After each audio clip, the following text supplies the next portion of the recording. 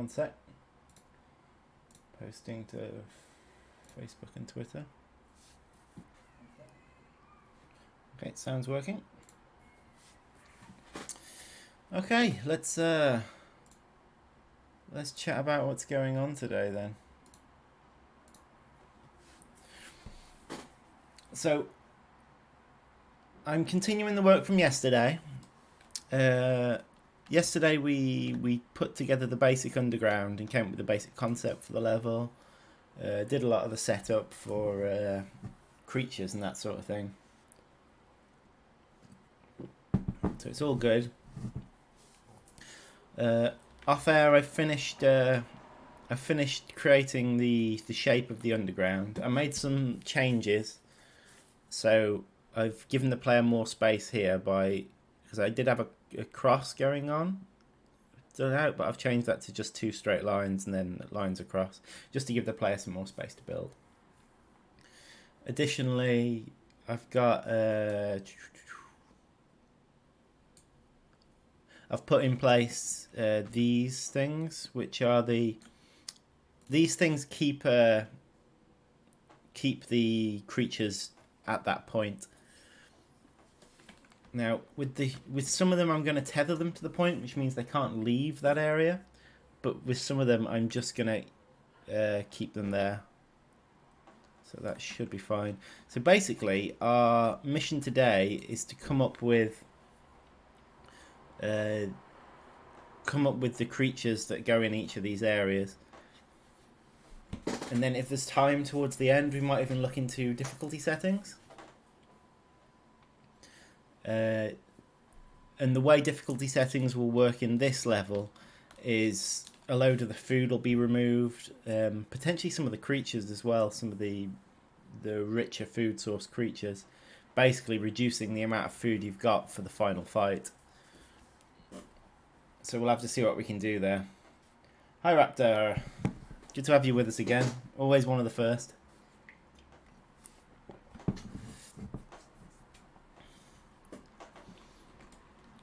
So yeah, we're good to get going. There's going to be a couple of things I'm going to need to do as well, such as here. There's loads of light sources, and here, tons of them right next to each other, and that actually causes some performance issues. What I really want to, what I'll be doing in these areas is forcing the lights on and off in certain ones. So force lighting disabled there, for example, and here, and then force lighting here and there. So that just spreads out the lighting a bit, and we'll be doing that on a few of these areas.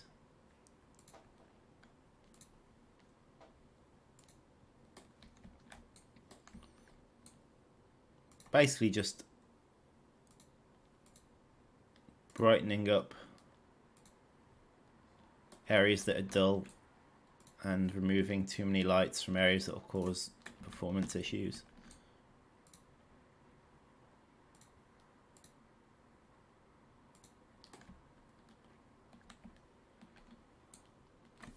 I think the rule is that 3 light sources should never overlap, because at that point it becomes exponentially more computationally difficult. And if you click on the light, you can actually see the radius that the light works within. So, for example, there's 2, but those 2, they don't overlap, but I don't think there's any need for one to be here.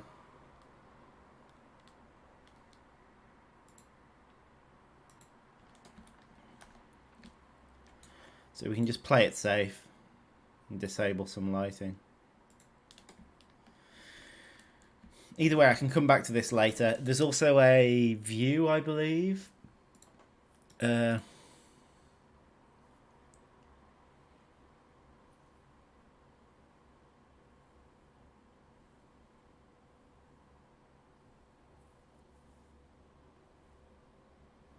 think it might... No, it's not that. God, there's some cool views.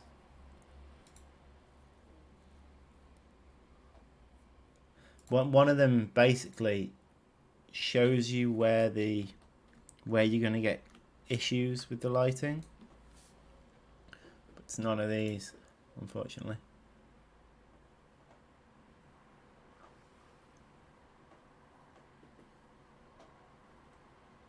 It might be that one actually. Yeah, there we go. This mode shows you where you're going to get issues. So the greener it is, that's the more lighting overlaps you've got. It's those areas. So the blue areas are fine, but anywhere that we've got like a strong green, we're going to need to address.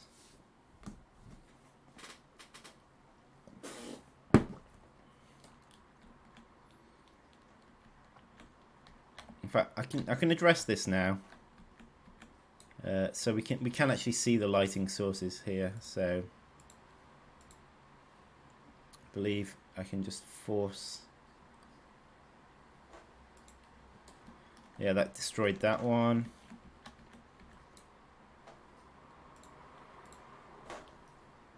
So we'll look at that one. So that's there.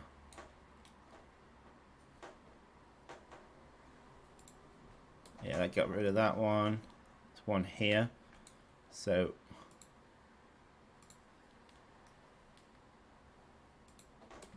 yeah, let's dealt with that one. Okay, here there's loads of them. So if we get rid of 2 of these,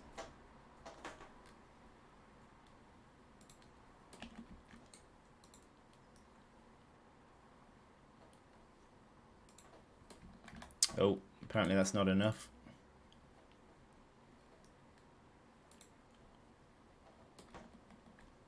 Okay, so there we got rid of the complex lighting there. Let's get rid of it there. Here we've got a horrendous area. Let's get rid of some of this.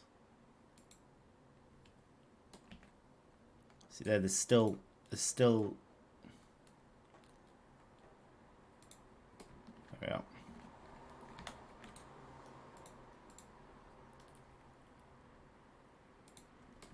There we are.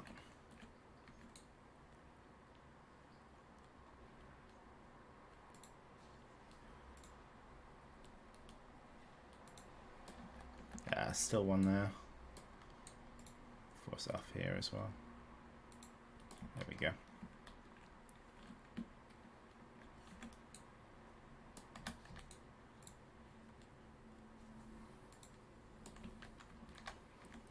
I think there was a time. Actually, no, it looks like it. I can still get rid of one of these anyway. It's too many.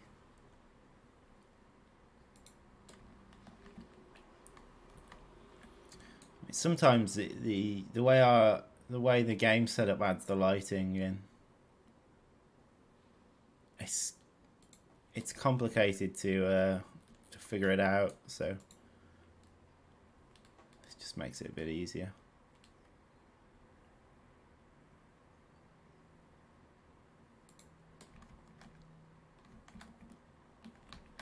Ha.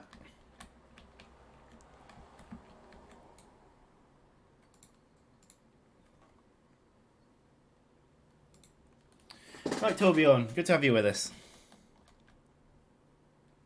Oh, Tony Bjorn, sorry. Torbjorn's the character from Overwatch.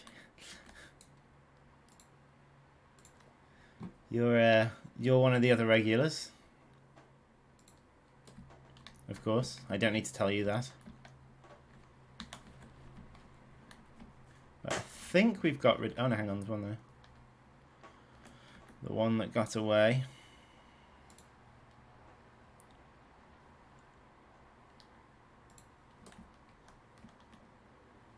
I think we're sorted there. Oh, there's one there as well. Yeah, it doesn't really show up until you zoom out. Alright, play it safe. Okay, I think we're safe now.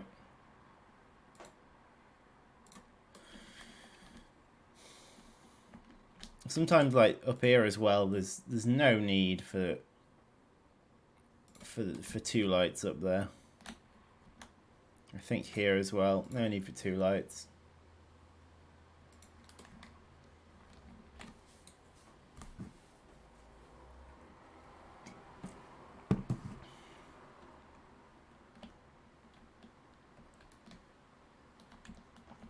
Okay, so now we've got the lights pretty much sorted.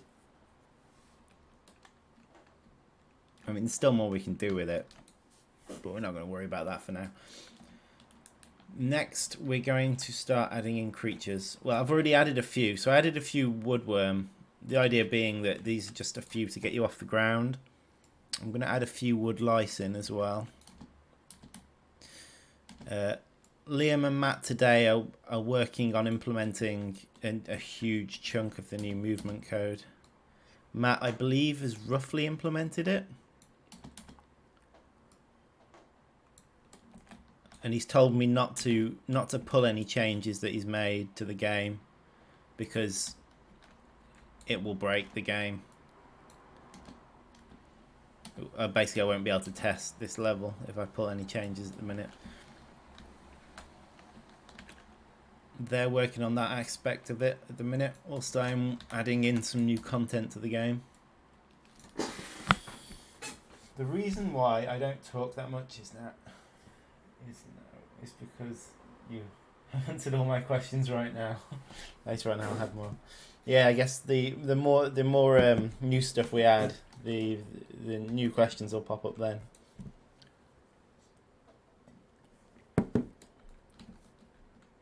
It's good for you to say hello though, because it lets me know that I've got some regulars back in the chat. Okay, so I don't know if that'll be enough starting food, but there's been quite a bit added. I'm not going to force these static so they can wander off if they want. It'll be up to the player to grab them before they wander too far. And next we need to start adding in the attack areas. So I need to decide on which area is going to be the easiest for the player to assault. I could potentially do 2 areas that are quite easy, so maybe the player's got some options.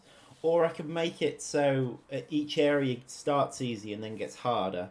So basically you should take on the start area in one area, then move over to another area, then come back to finish off the area. Oh, here's a question. What are you doing today? So yeah, today we're working on this side mission. Something we decided we need to do is give more content to people, but without taking away from the high quality Formicarium content. So what we've decided to do is make these like side missions, and they're not going to have any place in the story. They're just going to be standalone things. I think we're working on ways of giving rewards for them as well, so you can bring stuff back to your Formicarium colony as well. We haven't quite figured out how we want to implement that yet, but these side missions essentially give me freedom to mess around with different creature types and that sort of thing, and then they're not going to have any voiceover work done for them. They'll just be a list of objectives that you've got to complete. So think similar to the demo levels, but obviously less limited on what creatures we can use and that sort of thing. Yeah, exactly. Like so far, this level's taken me a bit of yesterday and a bit of today to make, and I feel like I'm about halfway with it at the minute. So, like a level like this will probably take about 3 full days to put together from start to finish. And I think what we're aiming for is to have one of these coming out roughly every month. So there's kind of a steady trickle of content coming in. So basically, over the course of a year, you'll have an extra 12 levels, which will be basically what's in the game at the minute. So there'll be double the amount of content. Just this new content won't be as high quality as the other stuff. Yeah, we're aiming for every month. Although there might be the odd month, particularly as we're leading up to a release of a major content drop, that we don't have time to do it. Or there may be the odd occasion as well that we've broke something in the game, so we can't actually make a build of the game at that point.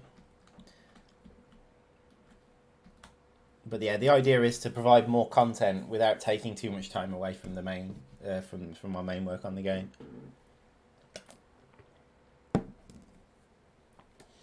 We were discussing with the guys today about how we want to do more community-driven features in the game, and one of the things that we might add in is like forum links into the game. So like if you fail a mission, maybe you get an option on the failure screen to visit the forum to view discussions on how other people have completed the missions and that sort of thing. And that would tie in very well to these monthly missions, because then we can then people can discuss how they're beating the mission that month.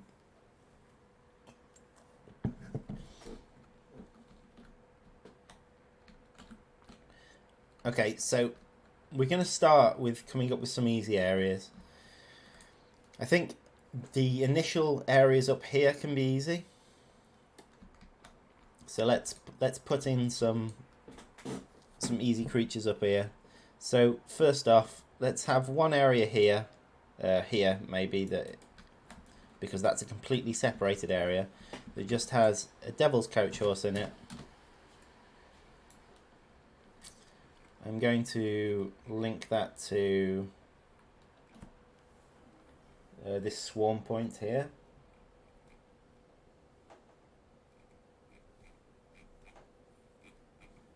If I can find the blooming thing. They've got so many stats on them now, creatures. So many stats and things that change and whatnot. If I type in swarm, that should bring it up. There we are, swarm point. So that will link it to this, so it should stay within that area. Additionally, I'll add a bit of resources down here.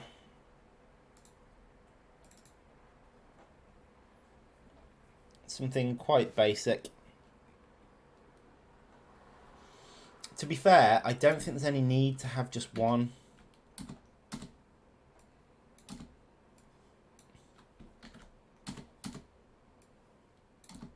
Because by the time you actually get to the point where you need to start killing creatures, you should have quite a bit of food built up from killing all these little creatures.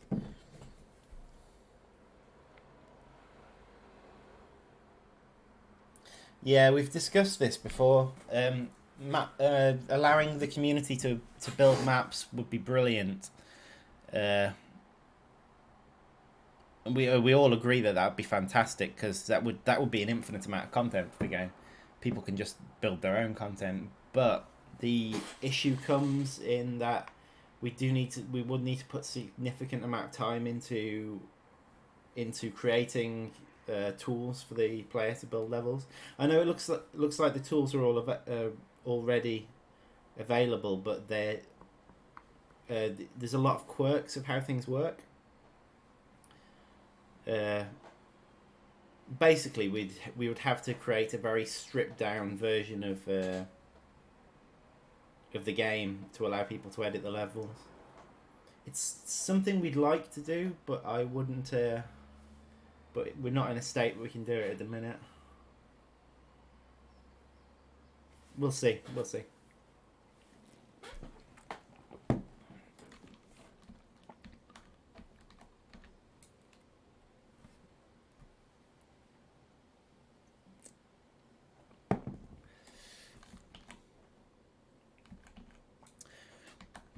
Okay, so the first few areas are just going to be very basic creatures. And some resources. I was in resources and then I closed it. There should be some random seeds somewhere around here. There we are. Random seed.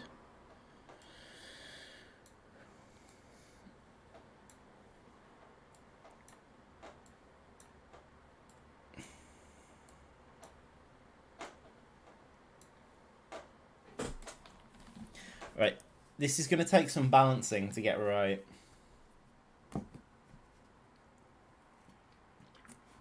Yeah, it's certainly something we could talk about at post full release. I can't promise anything in this in that area. It's a big investment of time on our part to build that in, but I think for the longevity of the game, it would be a fantastic thing to have. But there's other things as well that I think would be fantastic for the longevity of the game. At the moment, we need to stick to our core promises and make sure we deliver on those.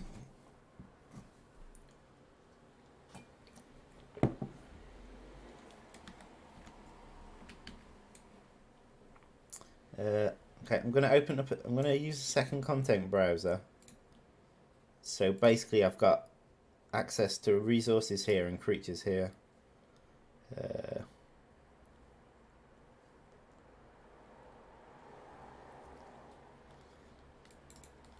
Maybe I should theme the different sections. So, for example, this one could be forest creatures themed. This one could be beach creatures themed. And this area down here could be a rainforest creatures themed. That's not a bad idea.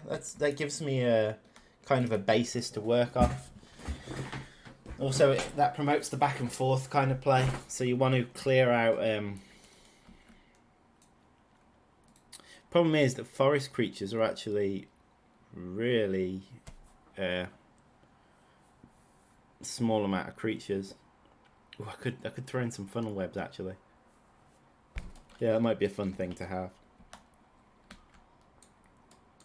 So let's have a second area of just Devil's Coach Horse larvae.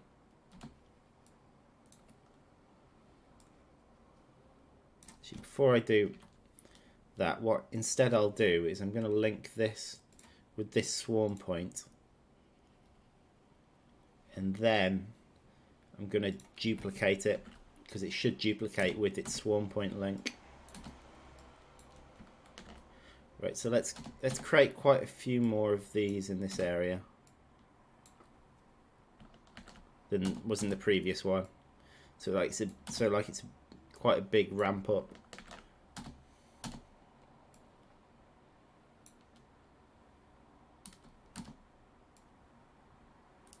There was 3 there.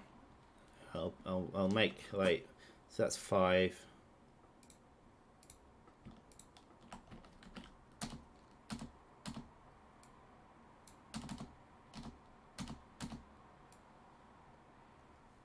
Seven.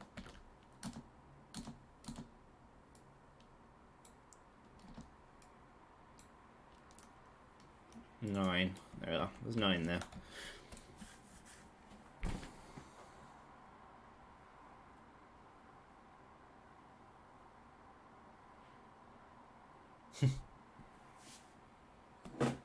The next episode of Empires of the Undergrowth.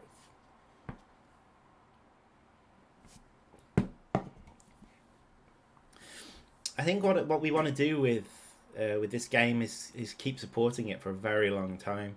Like even after release, I foresee us then working on extra content for it.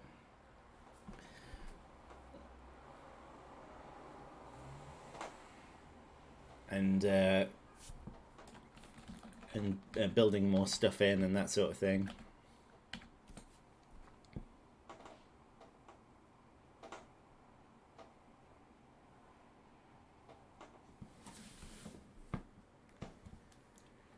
Ah, the bullet ant. Yes, that's part of the that's part of the Kickstarter plan. The bullet ants were planned to be like a finish game reward. So if you finish the campaign it will unlock bullet ants for your colony. I think that's the idea. There was never planned to be bullet ant missions. Although with the monthly missions, we could certainly build something in. That's kind of like what I like about this monthly mission thing, because it gives me freedom. Like in this colony, you've got wood ants and trapjaw ants, so it'll be the first time the player will actually get to play around with trapjaw ants. Okay, so I reckon it's time for a Devil's Coach Horse adult.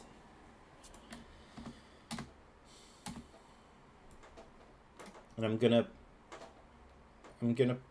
have one adult in this area, but it's also going to be accompanied by a couple of younglings.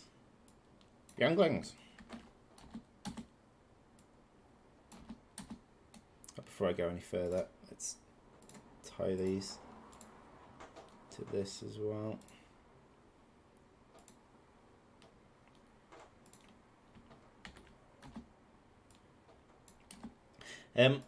Okay, so I've noticed a flaw in the level design here, so I'll address that now.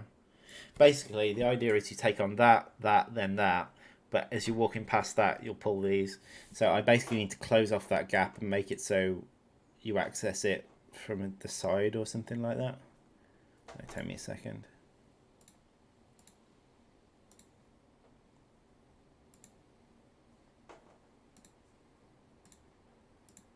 There we go.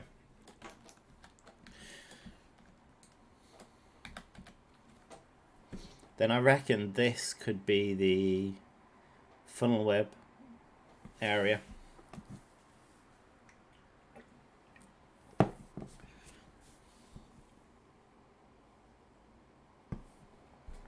If I can remember how to build a funnel web.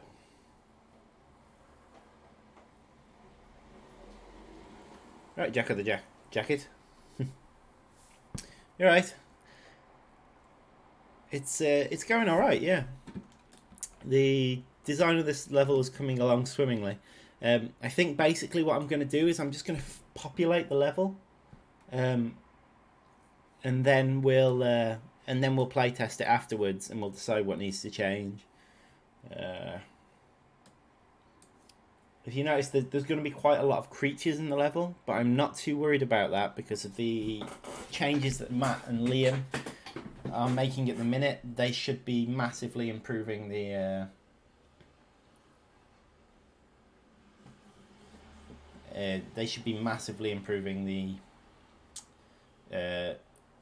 functionality of the game. Not functionality, their performance. They're redoing a lot of the movement code at the minute, which should really dramatically affect it. Fingers crossed. Okay.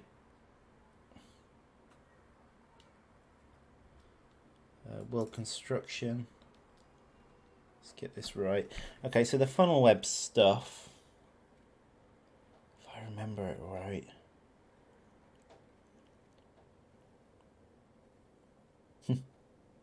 Connect tunnel. No. I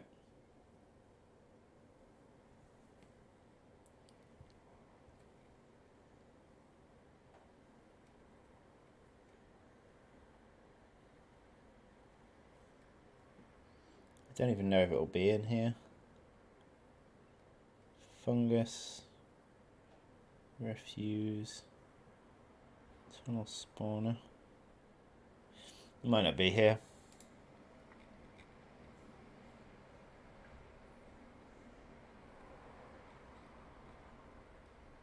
Oh. Funnel web nest. Here we are.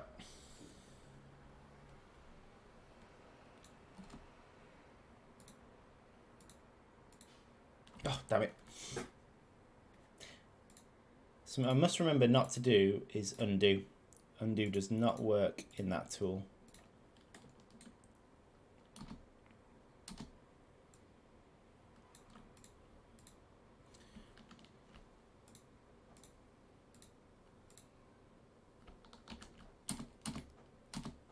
Right, I think we'll put quite a few funnel webs in this area, because this is meant to be getting more difficult now to kind of dissuade the player from coming into this area.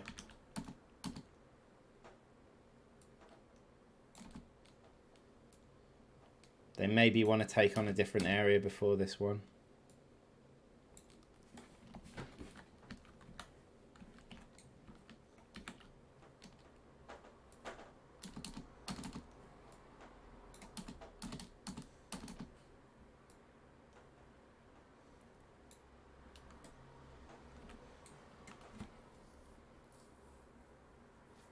I can add a few mole crickets in, yeah, why not?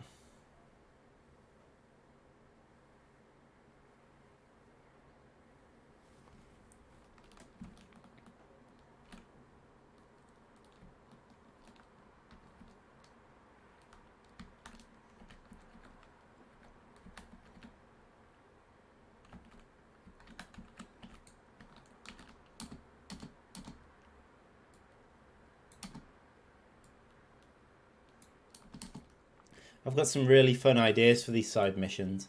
I think what I might do for the next week is work on another side mission. So, whilst the others are working on the optimization for the game, and probably put a bit more time into the side mission stuff. I've never tried putting a lot of funnel webs in an area. This will be a first. See how this plays out. My guess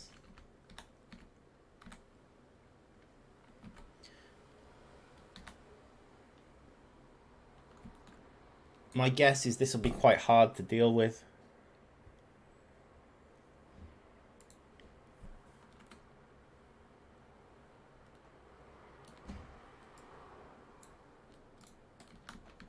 It'll be interesting. Anyway, there's more web stuff as well that I need just for decoration.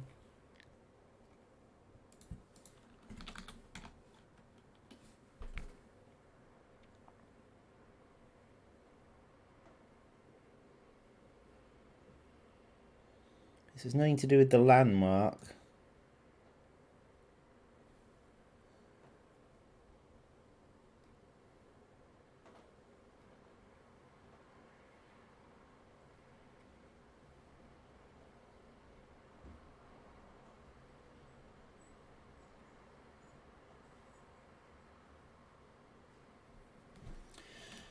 I can't quite remember how it all works as well, but there was something called detection area.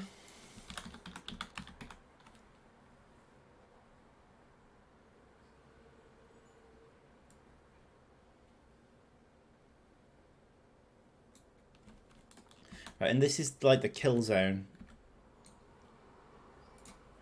As far as I remember, if I just duplicate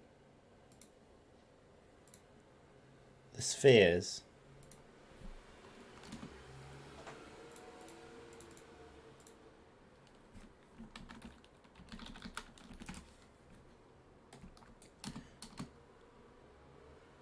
move them around and scale them up. So there's one detection area.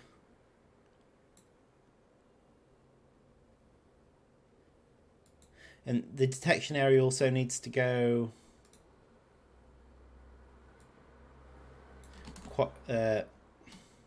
quite far up this way.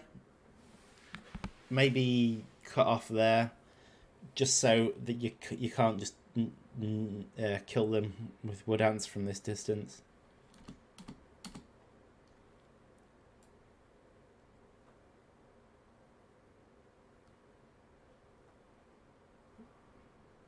That looks all right to me.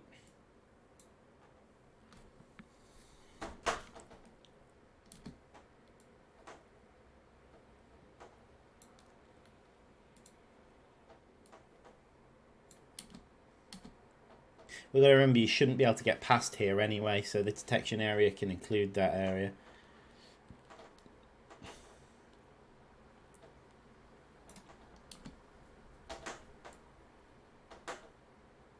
So about there.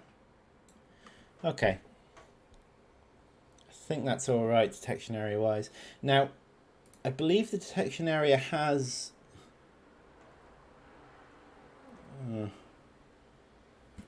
remember how this works.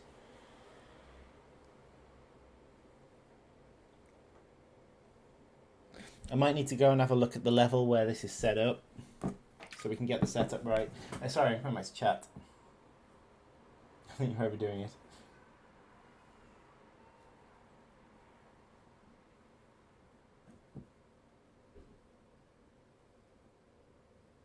I think I'm overdoing the funnel webs. I reckon that'll be fine. I reckon the player will be fine with that.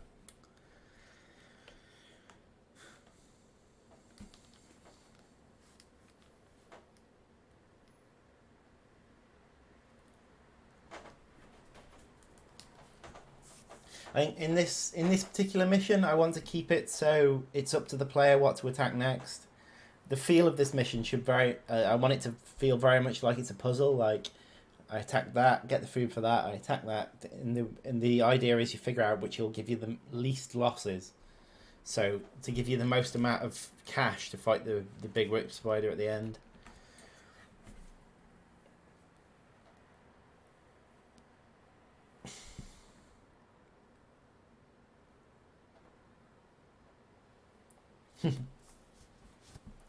Well, I'm not going to include the velvet worm in this one because it's not implemented fully yet.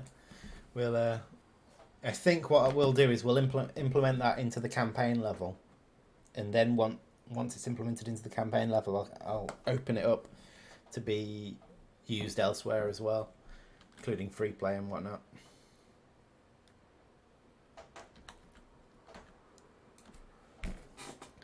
Okay, so let's go take a look at the level where this is actually a thing. I believe we are Formicarium 1.2. Formicarium level 1.2. It's warm here today. It's like really warm. It was yesterday, but it's dull. The sun's not out. It's raining a bit, but it's roasting.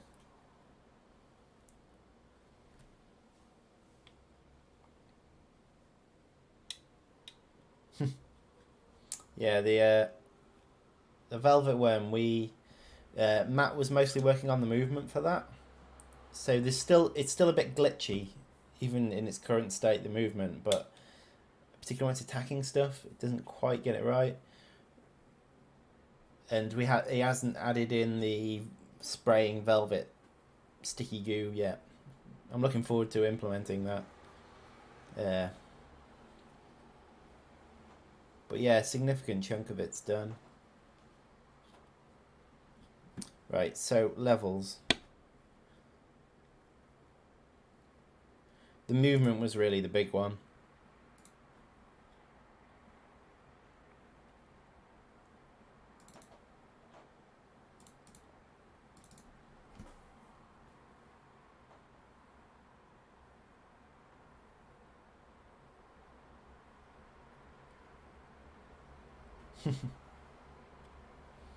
Any plans for future streams? Yeah, next week. Should be streaming next week. The week after I won't be. So next week I suspect I'll have 1 or 2 streams. But the week after that there won't be any streams. And then the week after that there should be streams again. So I'll update you next week on the. So next week, look for me on Thursday again. I usually start somewhere between 11 and 12, and I usually finish 2 hours later. I think today I'll probably go till 2:30. In UK time.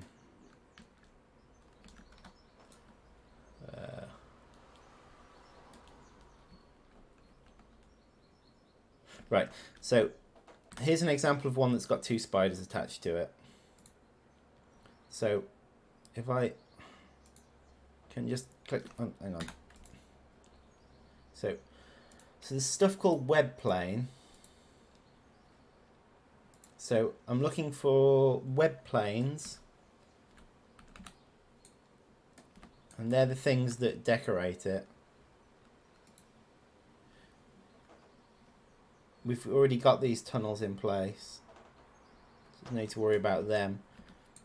And the detection area is blooming hard to click on because it's like 1 pixel. It doesn't matter how much you zoom in, still that 1 pixel.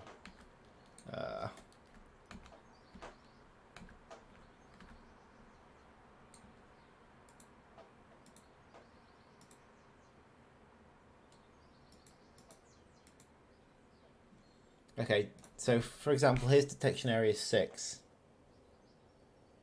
Right, it's got something called a nest actor, which is funnel 7. Okay. The only other thing I'm thinking about is the webs fade out as well. So there's the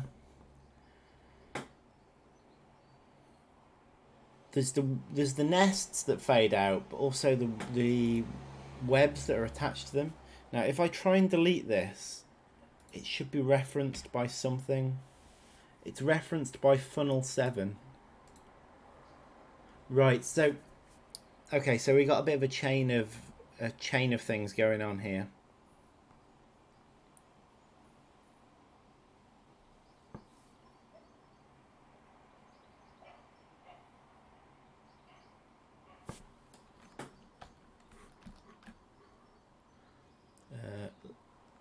See, these all share a detection area.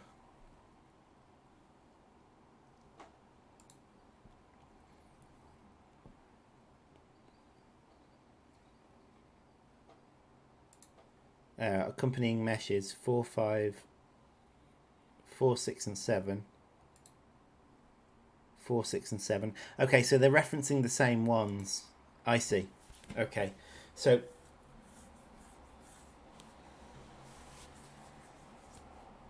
yeah, it's a bit of a chain of things going on, and we've got to get them all correct. But the detection area has links to each of these. Each of these have links to the web, the web planes that they are linked to, and basically we need everything linked to the same thing. So all the nests in there need to reference all the ground area.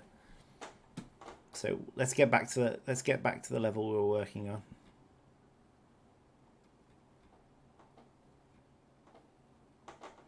Funny, it's been so long since we did this, I've just completely forgot how they're put together. And it's stuff like this that makes level editing difficult to give other people access to level editing, because there's so many bits and bobs you need to get in place to get something right. And you could definitely argue that that's totally our fault. Although I don't think there's anything wrong with this. I think if you were going to give players the ability to build funnel webs, for example, what you want is to build a tool for it, which did it all for you.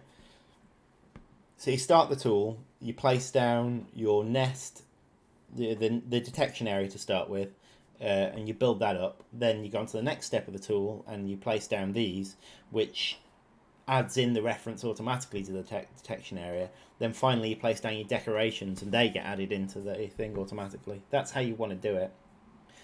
Enjoy your lunch break. Coming back to chat for a second. Hey guys, you all know about Discord. Yeah, we know about Discord. We were constantly debating whether or not to set up a Discord. I think part of the issue is that we think it might detract from our forum. So we keep having that discussion internally.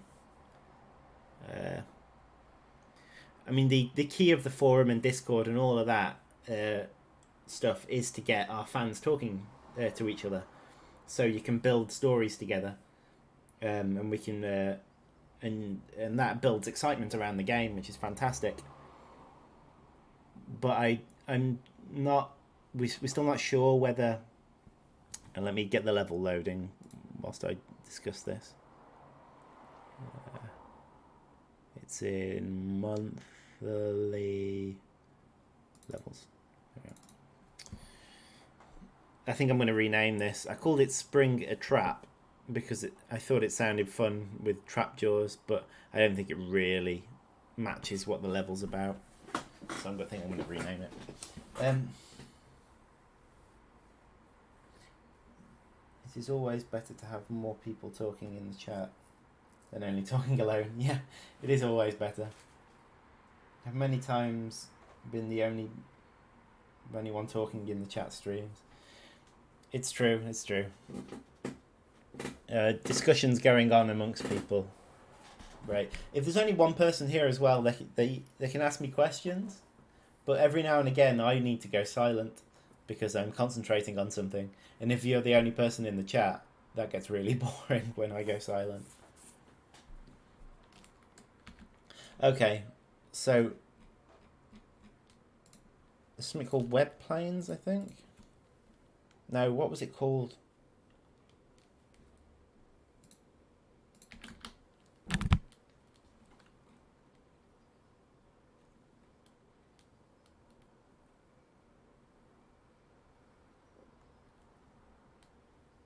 Is it these?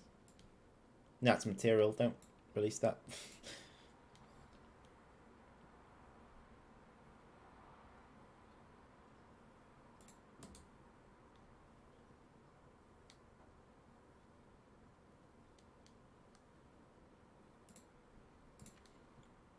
I think this might be it. Oh no, they're materials again. I'm just in the materials. Damn it.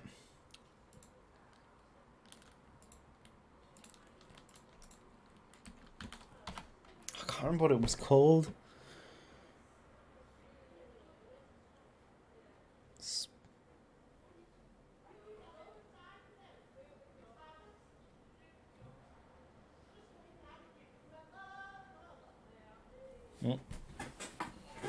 Noise going outside. I'll close the window.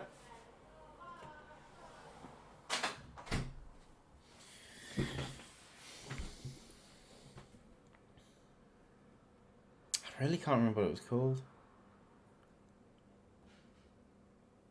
It's so daft.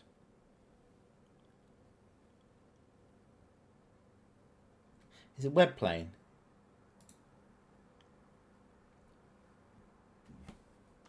Might just be web plane. Unfortunately, there only seems to be one of them. I'm sure there were 3. Let's go back to the other level.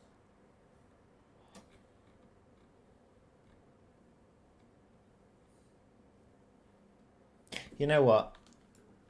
Landmark will tell me if there is a web landmark. Which for some reason I put 2 B's in like it was a name, like it was the name web. But it's there now. It's done.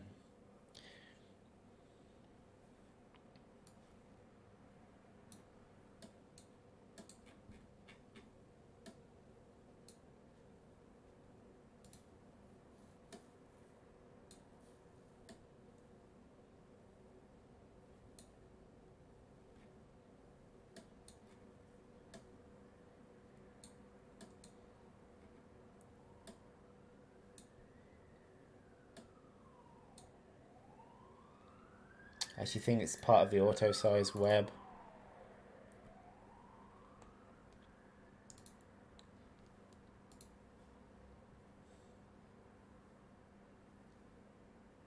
It is literally a web plane with a different. I think they're all the same though, right? With a different material attached. Okay, there we go. That's our answer.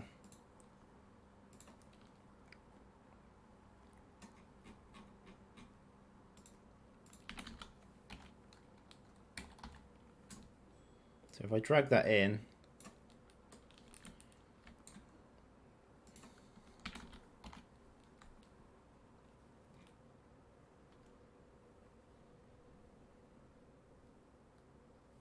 one, 2, and 3. Okay, so there's 3 different web materials. There's material 1. Duplicate that, bring it over.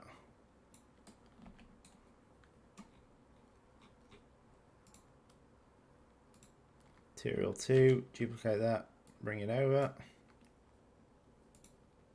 Material 3. Okay. Right then.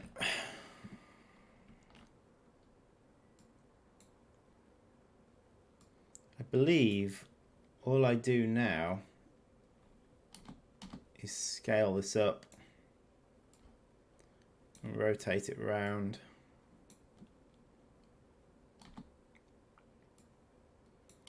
To give it some degree of randomness.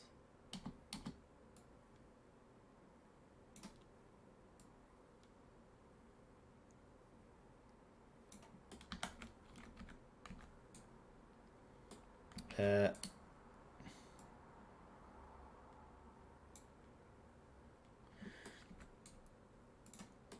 really don't think it matters.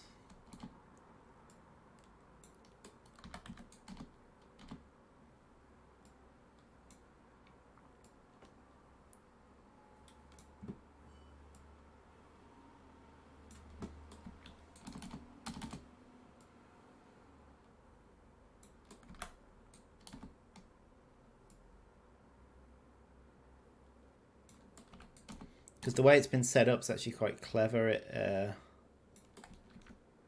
like fades at the edges, so it looks right anyway.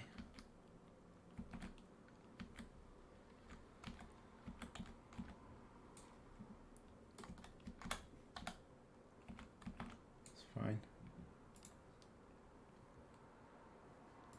We need to also go down that corridor, because the most important thing about this web plane is that it represents the area that the spiders can make kills from, because that's the gameplay aspect of it. Because the player can't see the detection area, but they can see the web.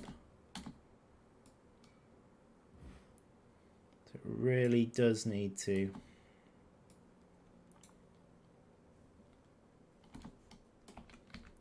rotate it down a bit, that angle.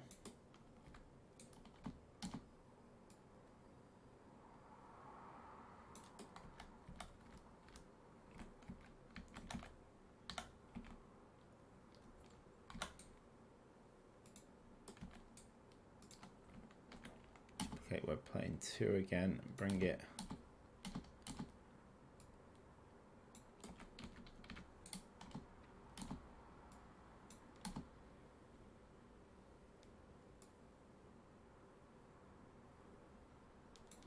that's actually having a really obvious effect there.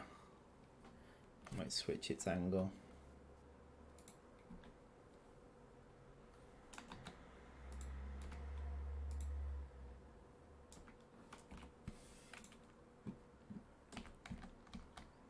Just 0, 0 for that one.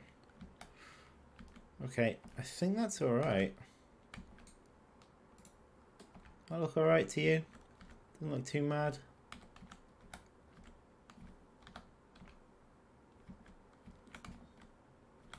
I think the player is going to know where they're going to get killed. It doesn't matter so much from this angle because they're not actually going to be down there. It's blocked off down there. They can't get there without coming through the spiders first. Okay, coming back to chat. Will this be out this month or next? Okay, so the issue we've got at this very minute is that the game is undergoing an overhaul of its movement stuff, and we've kind of said, right, whilst we're doing this, we can't release anything on the game because the different things will be broken in movement. So at most, I think that's going to take 2 to 3 months to do that. That said, we're a couple of weeks into those 2 to 3 months. So, and the good progress is being made. So you never know, that might go quicker. But kind of the pessimistic view of it is 3 months. Once that's done, we'll release the free play update with the leaf cutters in and a new free play level and changes to free play and string saving in free play So you can save a setup and share it with people. And what else is in it? There's victory conditions as well in free play. All that sort of stuff's coming with that update, and then probably a couple of weeks after that update hits, there'll be the first monthly level released, and then a month later the second one, a month later the third one. So don't be expecting this level super soon, but once they start coming out, expect them to be consistent. Whilst we're doing the engine overhaul, it's going to be this is a big question mark essentially.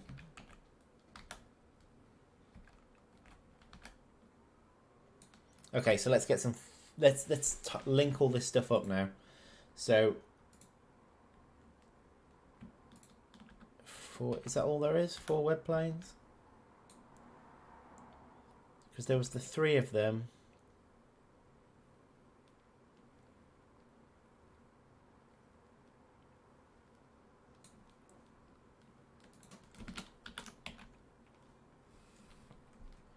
Yeah, I think there's just the 4 web planes.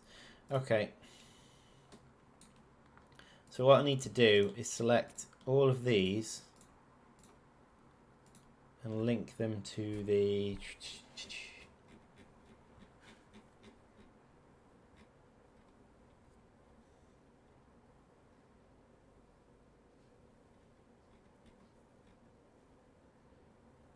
Yeah, accompanying meshes.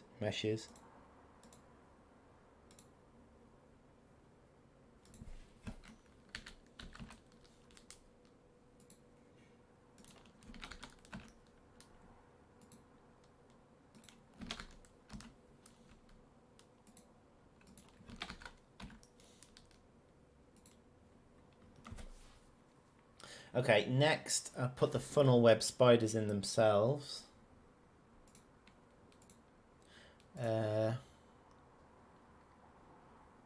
Do these have the detection area? No, the detection area has links to them in. So nest actors.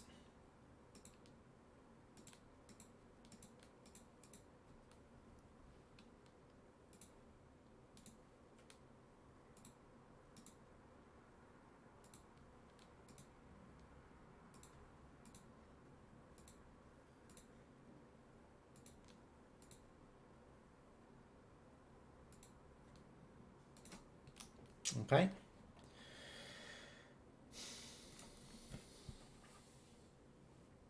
Little suggestion, you could have spider web walls be more detailed. Spider webbed walls be more detailed. I don't think we're gonna change the way the spider web works at the minute.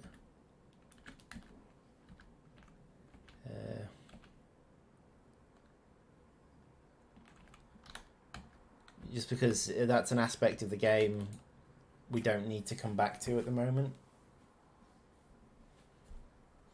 Do you mean the walls where the spider webs are, like have webs next to them? It'd be an interesting one, but I don't think it's the way the webs are set up. That'd be a bit awkward to do because you'd have to kind of add webs onto those individual sections of the walls. Anyway.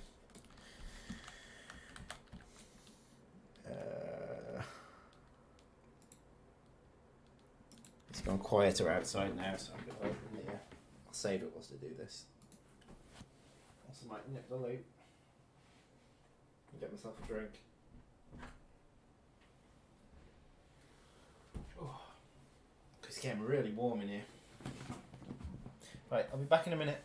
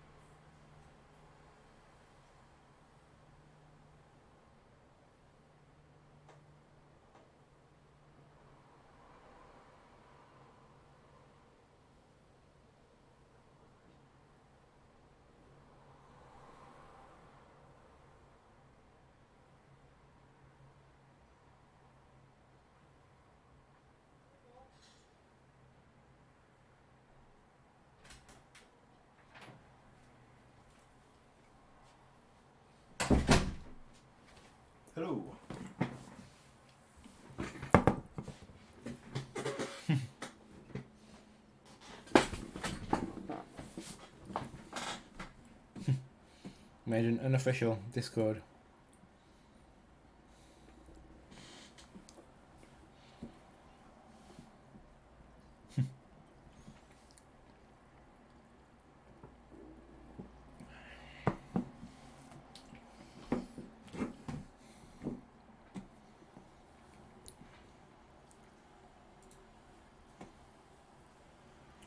Hello, that that boy I thought.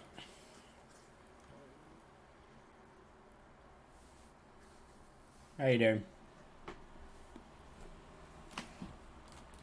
Right, let's get some funnel webs in.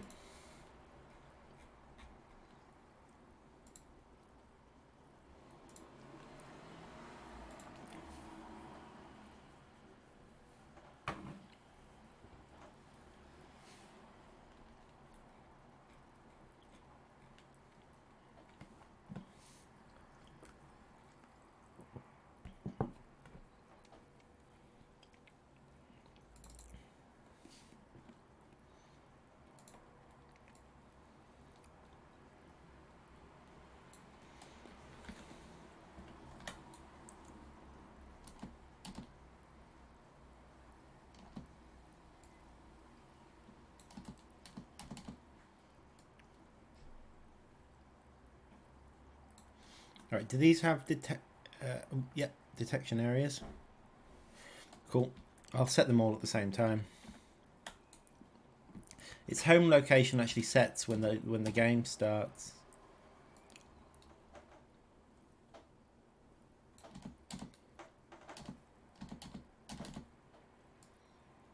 It's nice to be reusing some of these things we worked so hard on.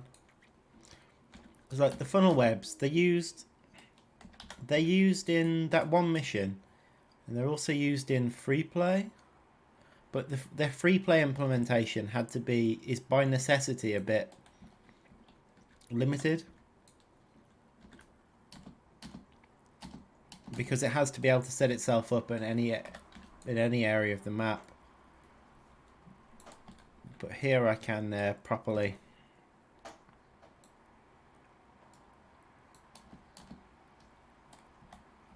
set them up.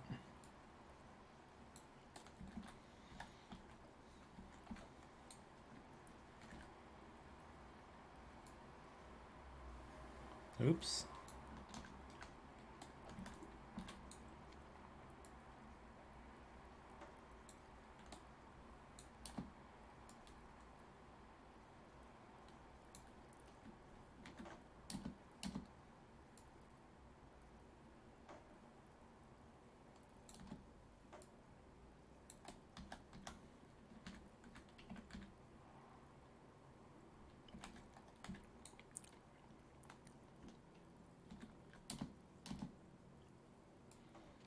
With these side missions as well, I can do some cool things, like using trap jaws. We can throw trap jaws in without there being. Actually, I can get rid of that, can't I? Don't need that. Okay, so.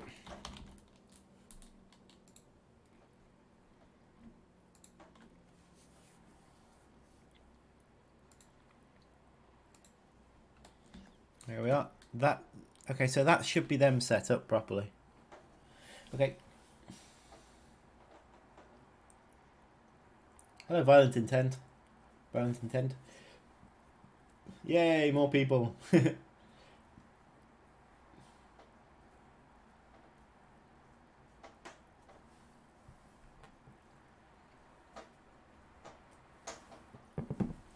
I'm late. What happened before I joined?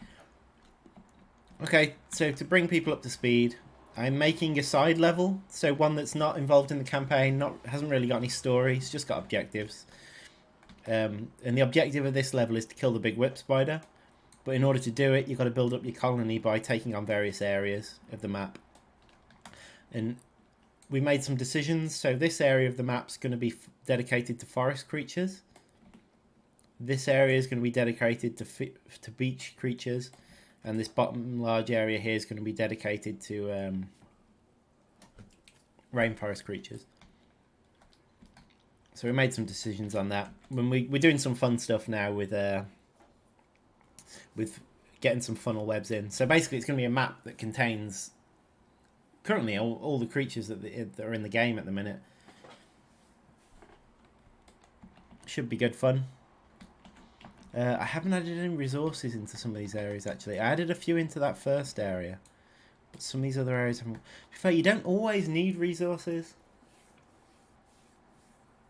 because the creatures themselves provide resources. Mustn't forget that, else I'll end up flooding the player with too many resources.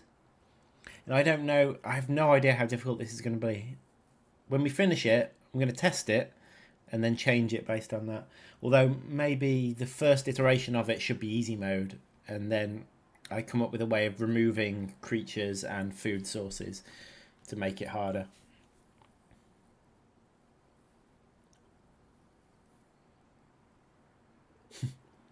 Funnels apartment. Yeah, this is a very funnel web heavy small area. I'm focusing on the funnel web area at the minute.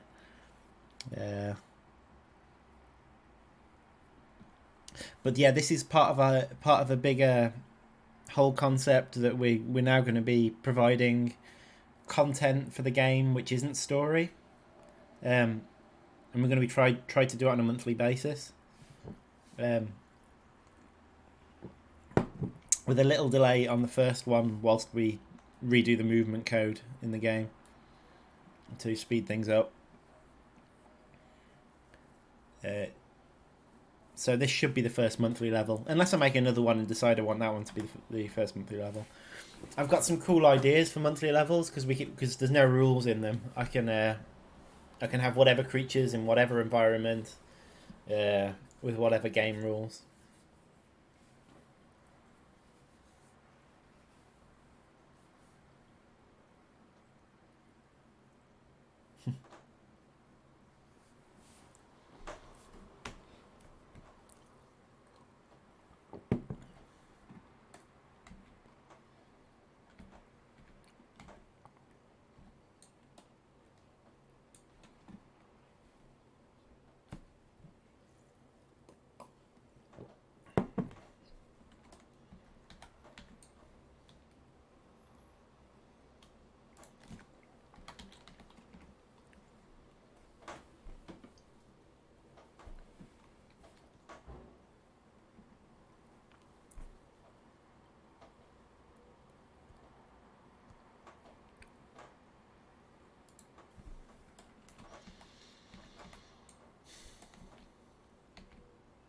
Okay. So, right, I want to put some resources in here, just some meaty chunks.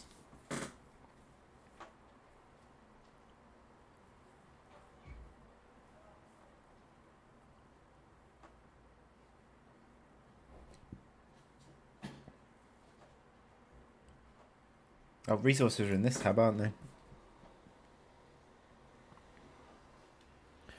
Okay, so let's throw some in. So there's a few random chunks here that I can pick from.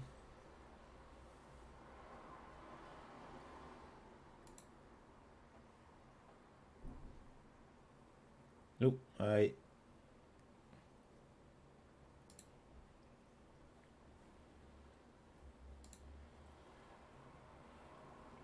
stream is glitching all over the place.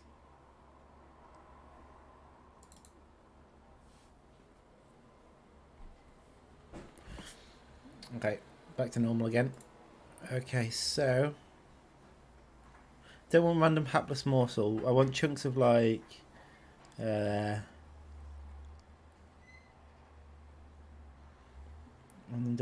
random devil's coach horse chunks. They're good. Always love a good random. Hang on, that one's floating in the air, isn't it? Yeah, that's floating in the air.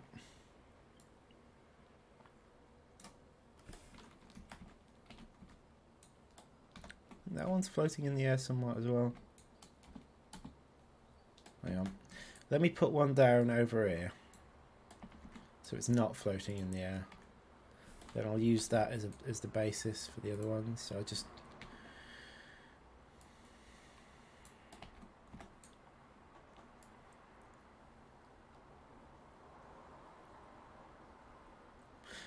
think what's happening is it's attaching itself to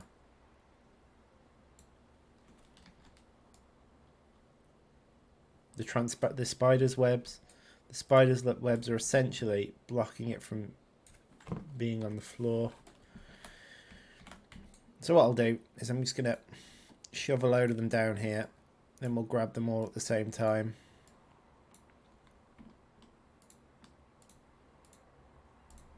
And move them into place. What else have we got? Random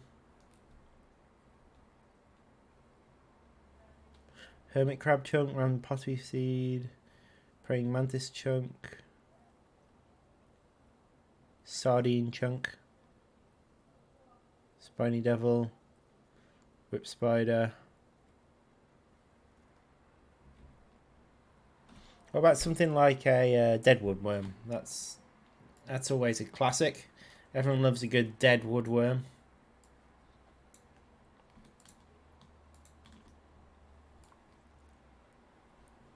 Look at them go crazy. Breakdancing woodworms.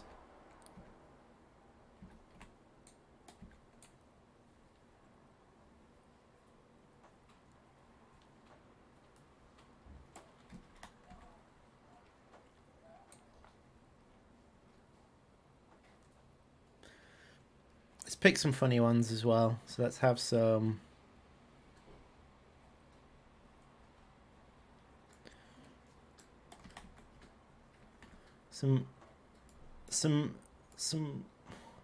They don't seem very random. These seem very awfully specific for random chunks.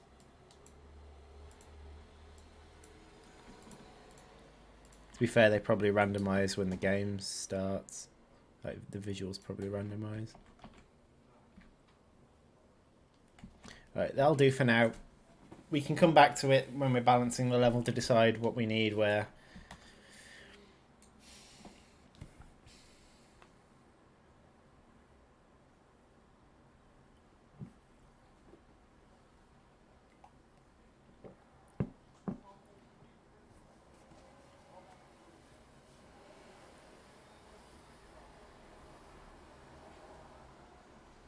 If there would be an official Discord, there should have been the Funnel Squad. Have you ever tasted dead woodworm? I've tasted what was it? The one of the dried ones, mealworms or something like that. I put them on pizza, if you remember, during the 24-hour live stream. God, those were horrific. Now the water bugs were the hardest to eat because they are so. Like, it's a full-on insect. It's a big one. You got to really go for it. I couldn't do it.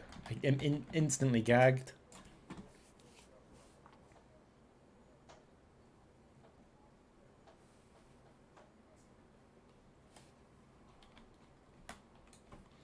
Okay, so after the funnel webs, we're going for the harder stuff now. So there's three areas here. Each of them can have really quite hard forest creatures in. So one of them should have some mole crickets, just for funs. Just for funs.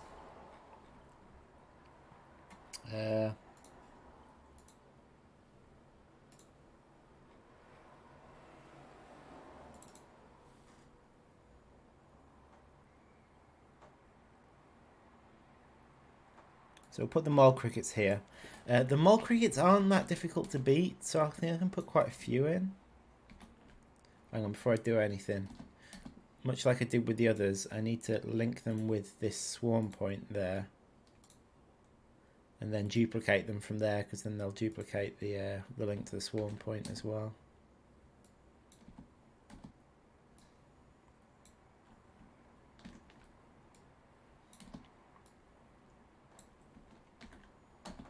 But the mole crickets are going to definitely have to come with some food, because they were designed to never... they were designed to not be a positive thing, so they only drop like 15 food, which is way less than they should for their difficulty to beat.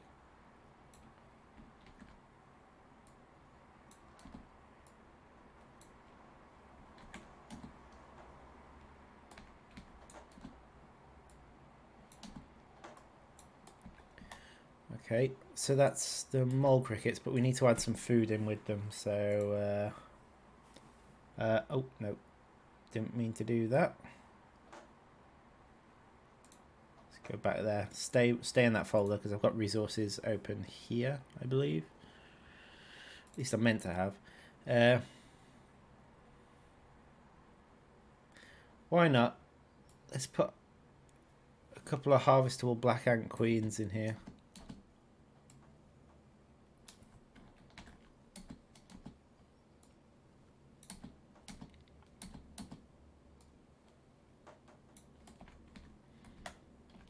There we are. There's some resources. Okay, and the final two sections. Right, what have we got left? Okay, one of these should just be a massive swarm of Devil's Coach Horse adults. I guess we can have slave makers. Don't really fancy slave makers.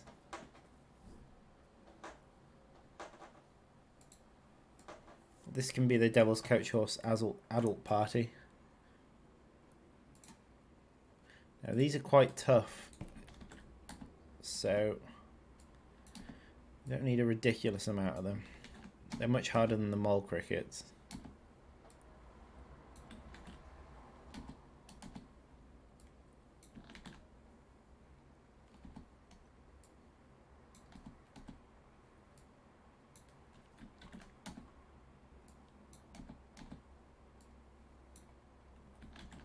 Right, one more. But this should be dissuading the player from attacking this area early on. Okay, and finally, what do we want in this area? See, I could put the slave makers. I'm not sure about that. There's not really much to the slave makers.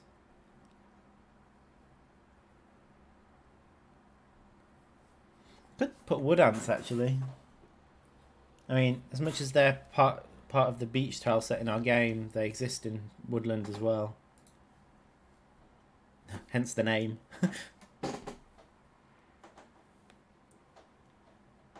Funnel squad. Butchered and carried off. Yeah, Do you see that the remix that Liam made with that David Attenborough remix? I think that's very good.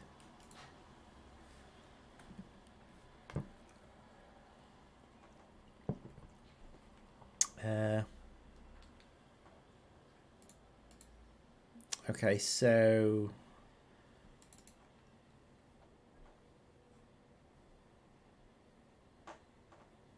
right, swarm. Yeah, let's do a load of wood ants here. Why not?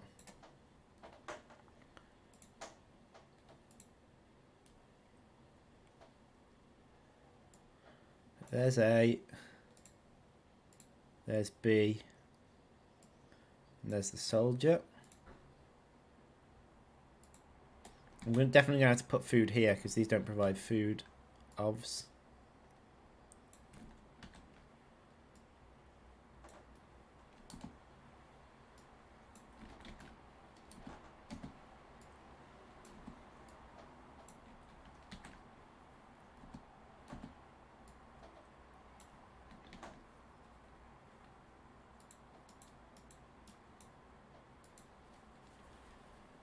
Hang on.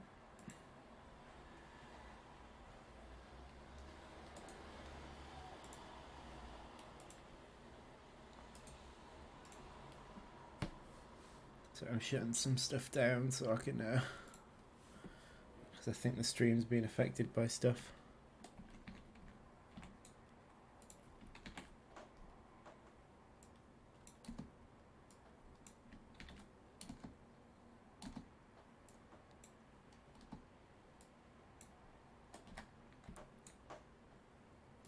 Okay.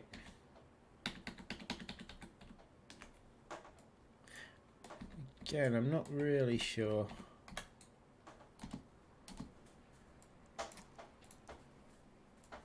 how many of these I need.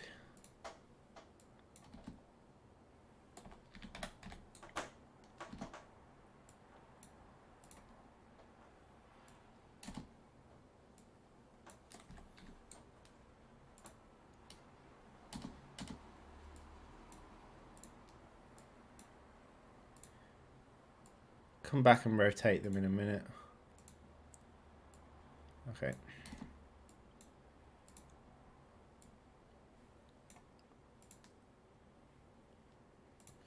They don't all need to be rotated. To be fair, they'll start moving as soon as the level starts, so maybe if you instantly jumped your camera to here, you'd spot it, but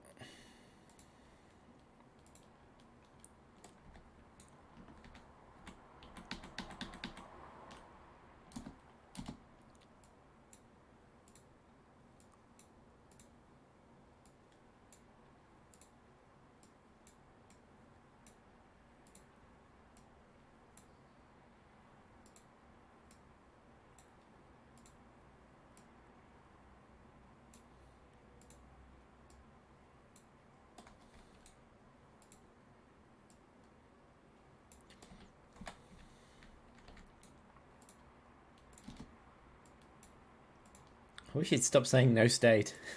Every time I do something to a creature, it says no state. It's clearly something Liam's put in as some sort of test for his movement code that he's working on.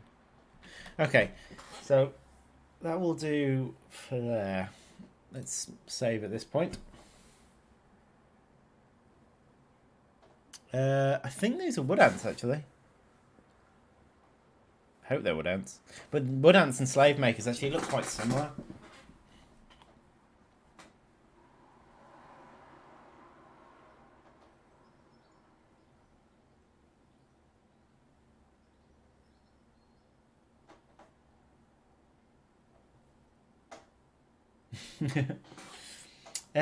Yeah. When it was posted to Steam, it did gain a bit more traction. I don't know. I mean, this Steam announcement thing's good. Although when there's that many people viewing, it does get quite hard to keep track of the chat.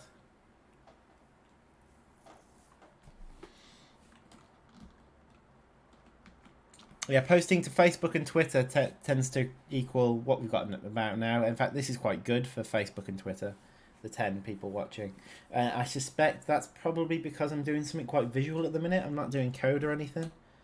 So people are sticking around because it's interesting. And they can follow what's going on. But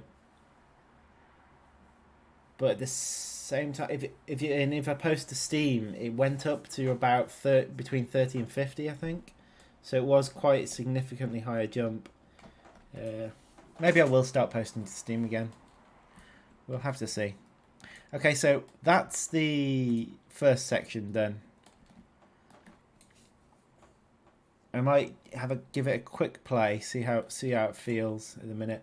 It should, when we get to the funnel web part of it, it should feel quite difficult. Could not project a nav. That doesn't sound good.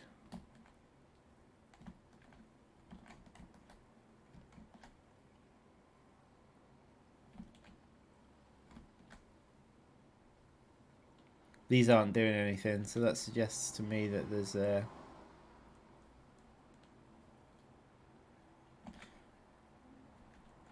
something wrong with the... Oh, I need to keep that still. Something wrong with the... I don't really know what would be wrong with them. Oh, I bet I know what's wrong. Saying could not project a nav. Yeah, that's what's wrong. The nav mesh hasn't actually built in all areas. So they're still because they're not on the nav mesh. I think... I suspect... it hasn't updated the nav mesh for some goodness knows why reason. Let's usually moving the nav mesh forces an update. See there, it's rebuilding the nav mesh now.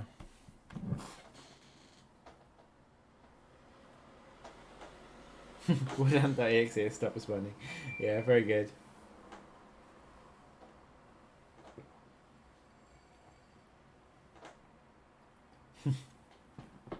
I don't know if I'm overdoing it. I have no idea.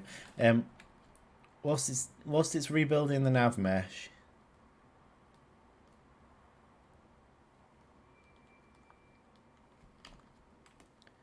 we're going to take a look at Snappy Spider Jaw face here.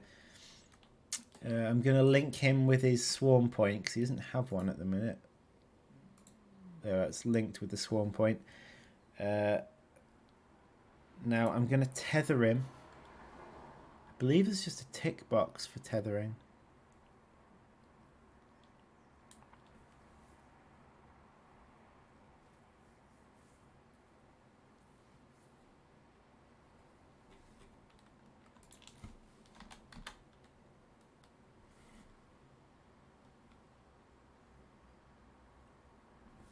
Okay, I can't remember how the tethering works. I definitely built it in.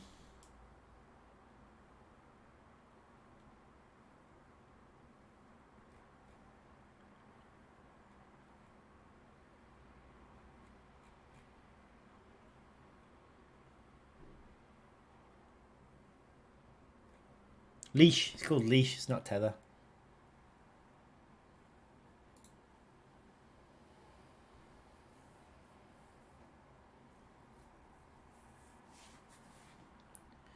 So I think it can be... I can give it quite a long tether. Leash, sorry. Leash makes a lot more sense than tether. Also, I'm going to stop this wandering.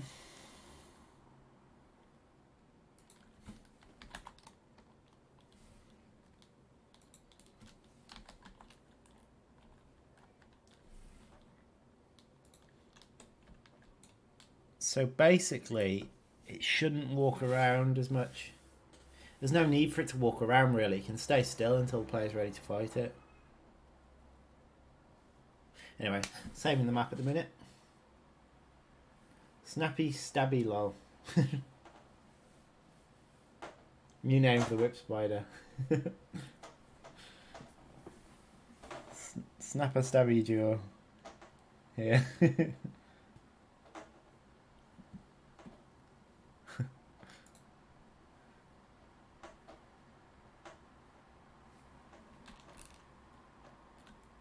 Okay.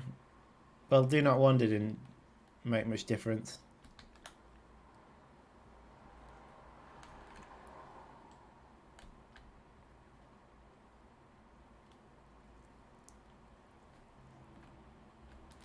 I think it's because it's using the swarm point's wander distance.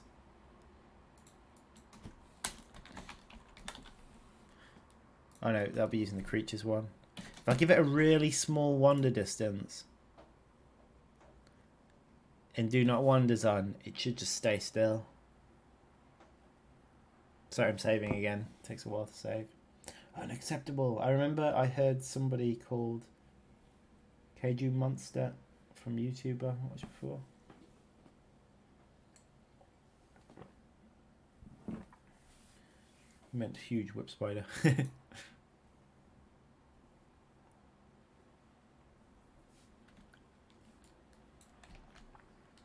Okay, there we go.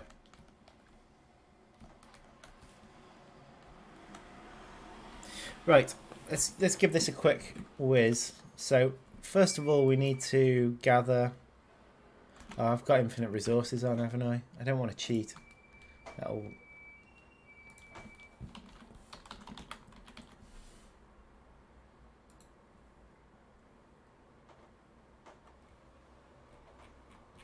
That will ruin the test.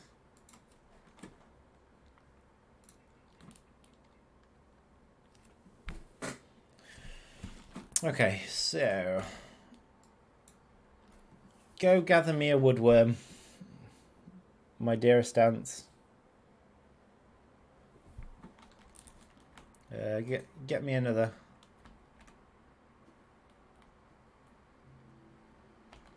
And another.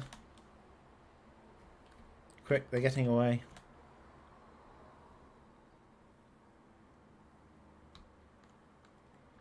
And go get some over here.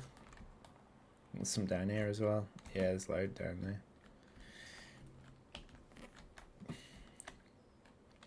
So first of all, in this I can have my food chamber wherever I see fit because the level's not on a timer. So I'm not in a rush to gather food.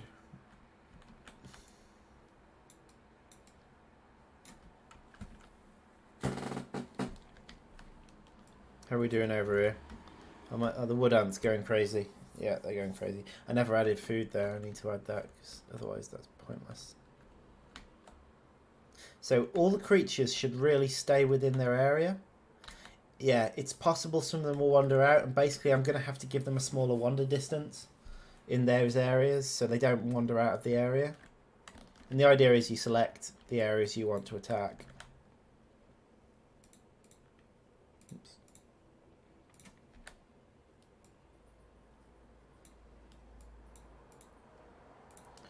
Look at me wasting all my cash, all my precious cash on food stores this early on. What a waste.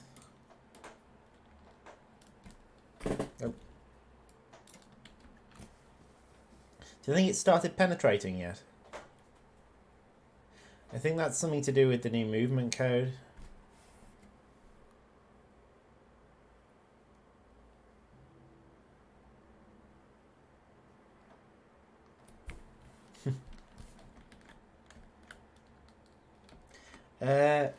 Yeah, I think we'll have the wolf spiders in as well. The beach creatures are up the left here, so... Well, they will be.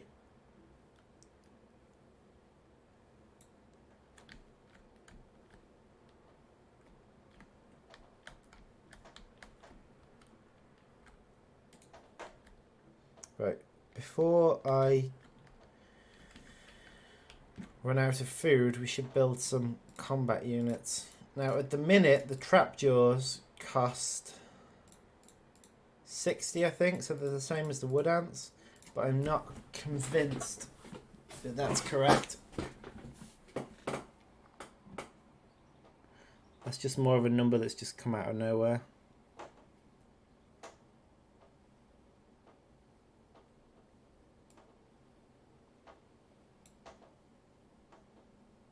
Okay, there seems to be an issue here. Or maybe not. I don't know. Did the tiles used to highlight on the mini-map when they were flagged for tunnelling? I can't remember.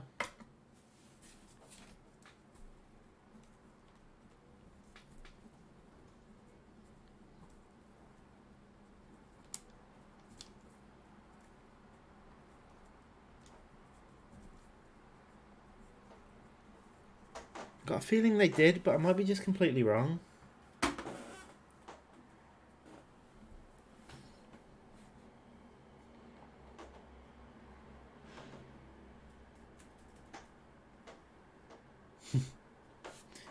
Take him on walks.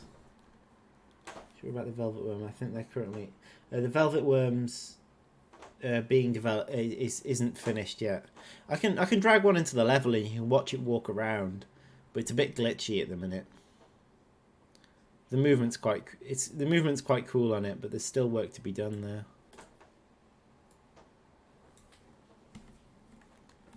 Right, I'm going to build a small contingent of workers down here that are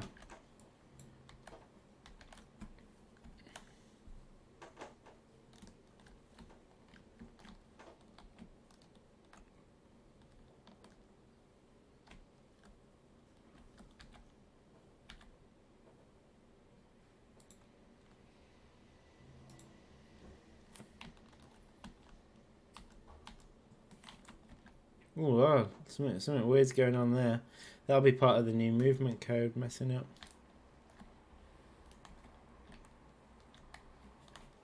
Anyway, let's build my small detachment of workers.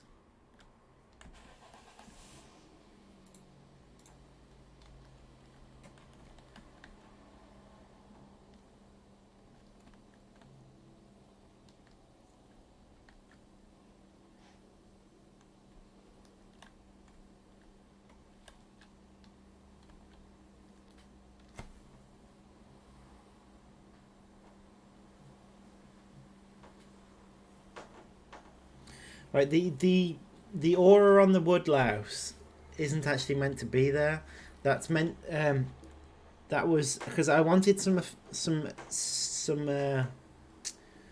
effect to look to display when the leafcutter auras are affecting your creatures. So Matt made the effect, and the way he implemented it, it's actually been implemented on anything that reduces damage, incoming damage, which is clearly not how it should operate. So I think Matt just made a guess that reduced incoming damage is only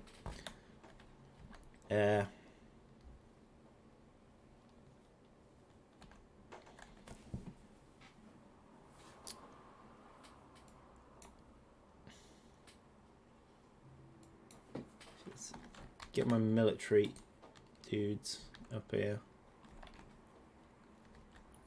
I have no real feel for how powerful the trap jaws are, because we've not they've not been implemented before. This is the first test run.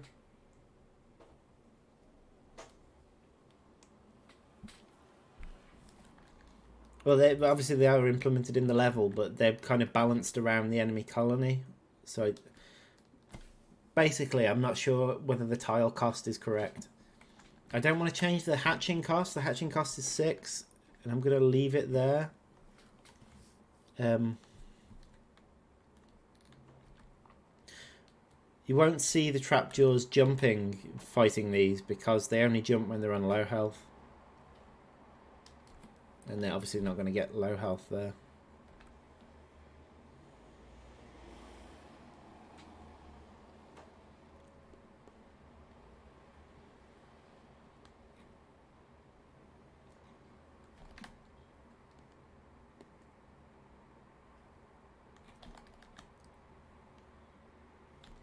Okay, we've harvested everything there. I think it's time to there's a couple more wood lice to munch on before we start taking on this area.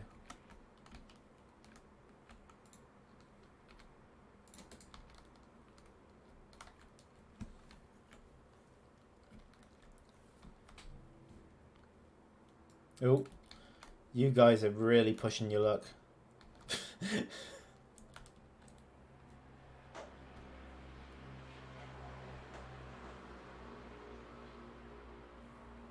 These side missions, will we be able to use army and slave making ants?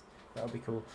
I'll definitely build some with the army ants. They've got a really interesting mechanic actually, the army ants, because they've got the damage buff that each time they attack it buffs the damage of all nearby creatures, and that could be very powerful, but it should also be a nice fun one to do. I'll probably do a level with army ants, maybe some black ants or some other melee ant. Oh god, what have I done? Oh well.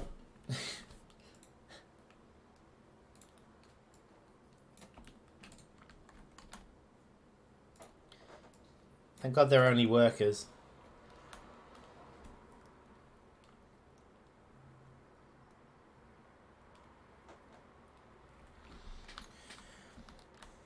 But so yeah, there's the basic stuff to do with the army ants. I've also got some more left field ideas that would be fun to do with them. Stuff like a mission maybe where you don't have an underground. What you've got is just a bivouac of army ants at the bottom, and you've got maybe a couple of buttons that causes an army ant to spawn, and it just once it spawns, it just heads towards the marker, and then returns home and then despawns. So that'd be a fun one to do, I think. Basically, it'd be another one similar-ish to this, but only without building mechanics. So you've kind of got to attack certain creatures, spend your money, but as soon as they come back to your base, if they haven't harvested anything, then the construction of them was pointless. It's a different idea, but it also allows a kind of an army ant mission that's actually more true to what army ants are like. So they've got the bivouac rather than the and rather than building ants, you're clicking on them to send them out, and it costs food to send them out.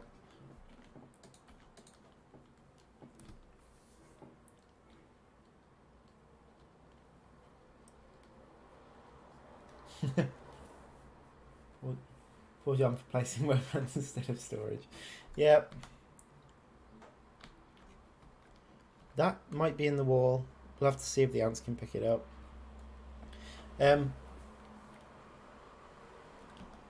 So yeah, this mission, by the look of it, is going to take a long time to complete.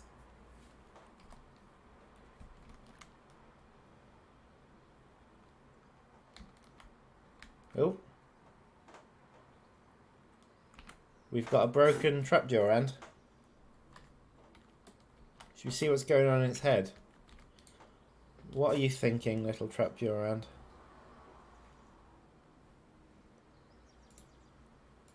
I'm going to go look at the AI of the ant.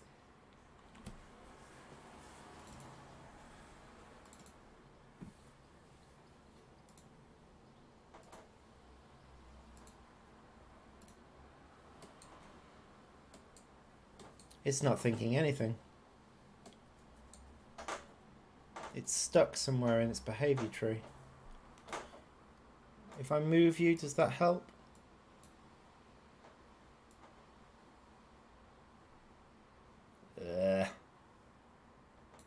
This is probably due to the new movement code.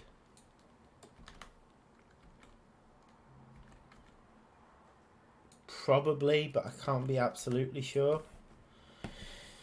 So I'm going to have to report a problem.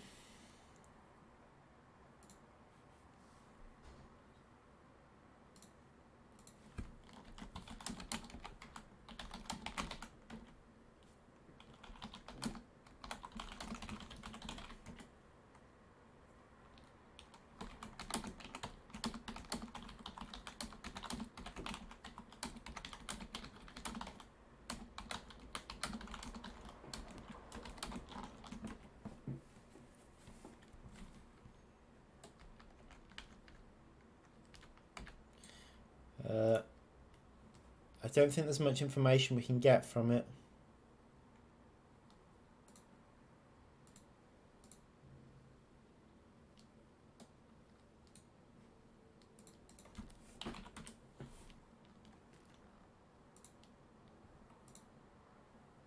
So that one's in that section of its behavior tree. This one just isn't.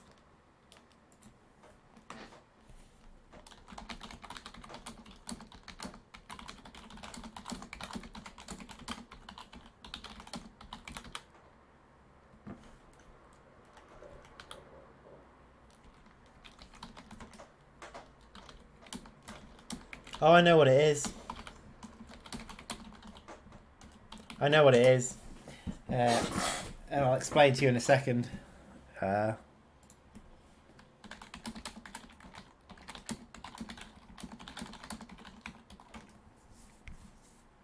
Okay, so at the minute, jumping is broken. And trapjaws jump. Jumping is just completely broken. So my guess is that ants has tried to jump and is waiting to land.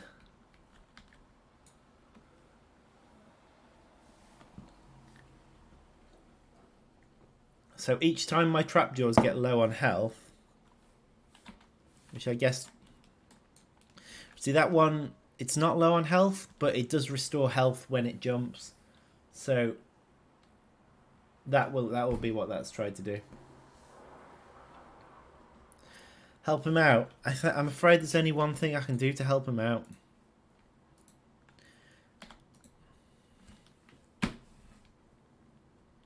Goodbye. You served the colony well. But in the end, your failure to jump has been your downfall.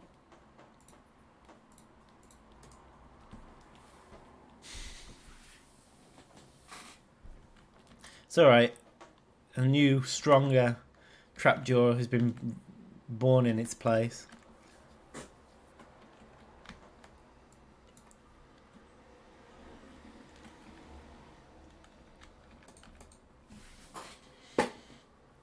There definitely should be a speed run for this.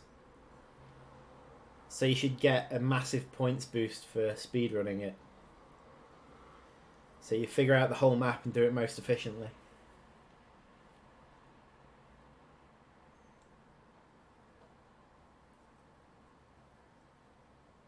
What was your favourite game? Yeah, at the minute, that's just some values that I arbitrarily put in when we were setting them up for the computer. I haven't worked out whether they're actually worth 60. Maybe that's too much, too little. I don't know. Black ants are worth 50, and I definitely feel like they're better than a black ant. I think they're quite strong attacks. If I have a quick look at their... If I have a quick look at their stats, I'll have a look at their health and their attack values. And don't forget they've got the ability where they can heal themselves as well if they're at low health. So they jump out of combat and heal themselves.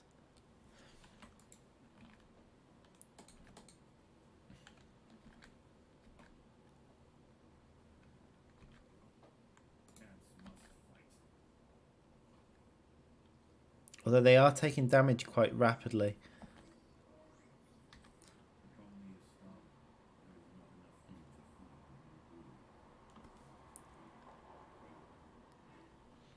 I think what we've got here is evidence that we're not giving the player enough resources at the beginning.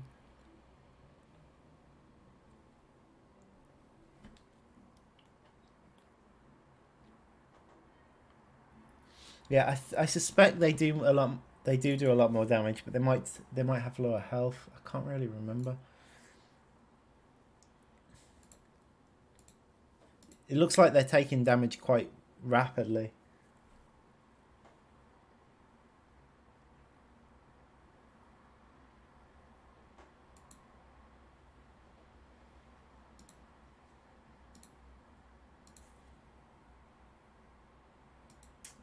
What am I looking for? To content, assets, data. Right, so having a quick look at the creature stats here. The Trapjaws.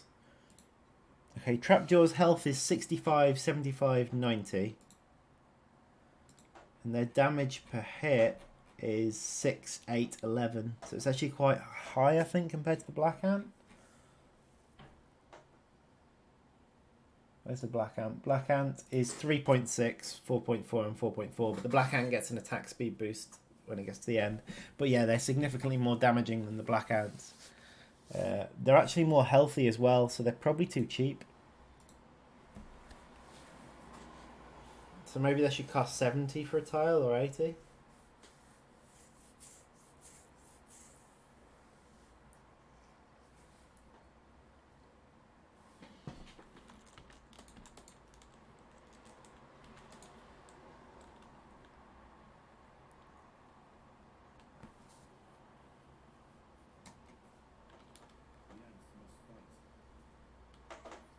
On.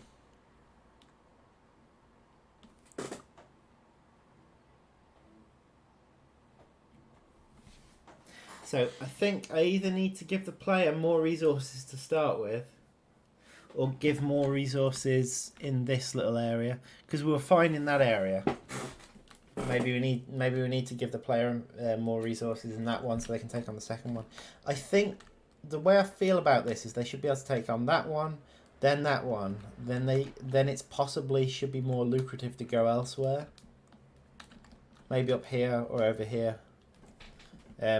Before carrying on down here, because basically this area should feel dangerous, like you don't want to take it on and you want to start one of the other areas next. Okay.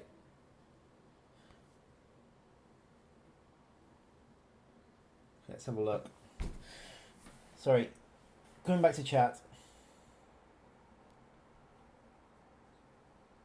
Murderer. It does, John. I've seen this in the arena. It would make more sense. They would do a lot more damage than the black ants.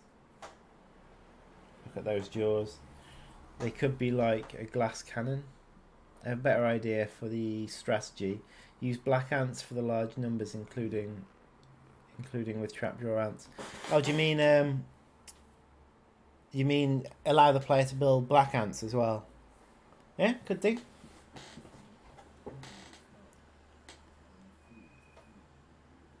See, I could remove,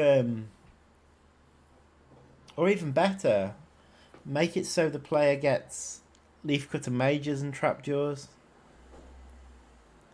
Because trapjaws can walk underneath the leafcutter mages, and the leafcutter mages will draw the attack of the.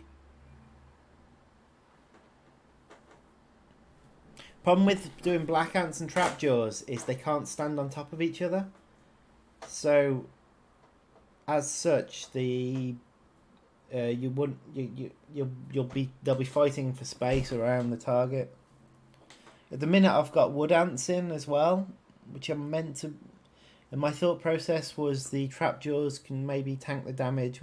To be fair though, if you did black ants and trapjaws, if things started attacking the trapjaws will jump back, won't they? So the black ants will tank the damage. Yeah. Maybe that's a good combination. Or you could do something a bit different and go with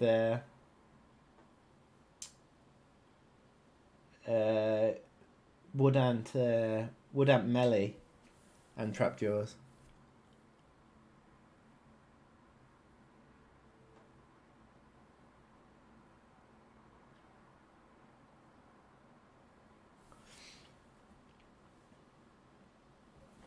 What do we think? What's the better combination to have in this level? We can do any of it. They're just tick boxes. Oh, that's the player leaving the visual stuff. Right, what time is it?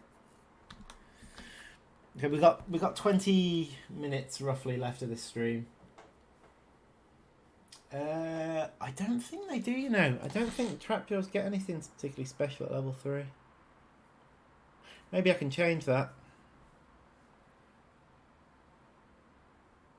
Yeah, but I think they do that anyway. I don't think that's necessarily a level 3 only ability. Let me check, because I can't remember what I did with it. Maybe that gets more stronger at level 3. The issue is, if I make any changes to how the trapjaws actually work, it will change the balance on the Formicarium level. Because I believe there are level 3 trapjaws in that level.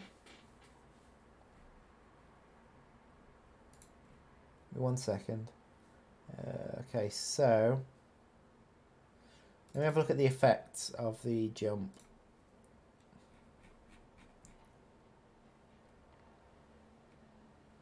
Okay, so there are 3 different levels of the heal, so the heal gets stronger. The jump backwards at the moment, you'll notice, isn't working, and it actually breaks the AI of the ant.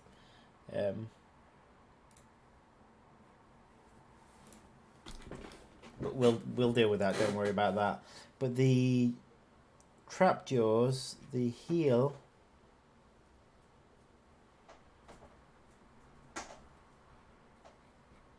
I've lost it again. Trapjaw heal. So we've got length interval damage. So looks like it lasts for 1.5 seconds and has an interval every 0.2 seconds. So how many 0.2s go into 1.5? So 1.5 divided by 0.2.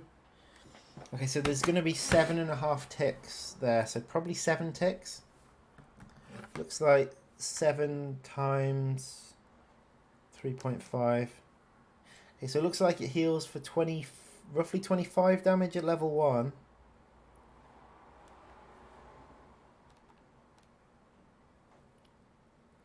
level 2, 28 damage. And at level 3, 5.3, 37.1 damage. So I suspect it maintains the percentage of its health as it goes up, because its health percentage goes up as you level them up. I wonder if I can give them something special at level 3 that won't affect that Formicarium level very much.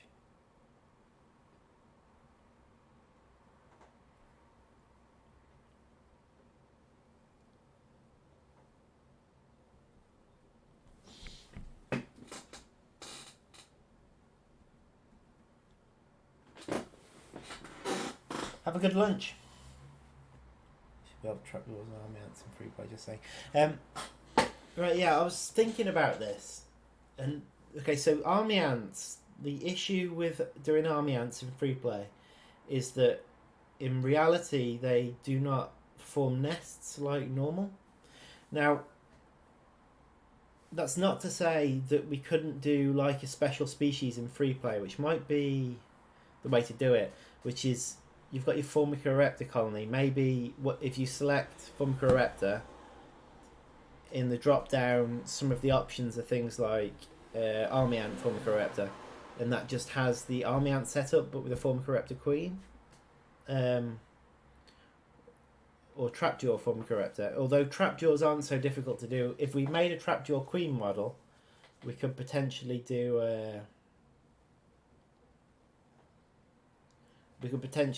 that, because Trapjaws do, I believe, they form nests. Although they're like solitary hunters, though. They only appear in one in like they go off on their own to hunt and then bring stuff back. But then again, it is free play, so it doesn't matter that much. Rules can be broken in free play. Oh, did Trapjaws Gamergate? I don't know. They might do, actually.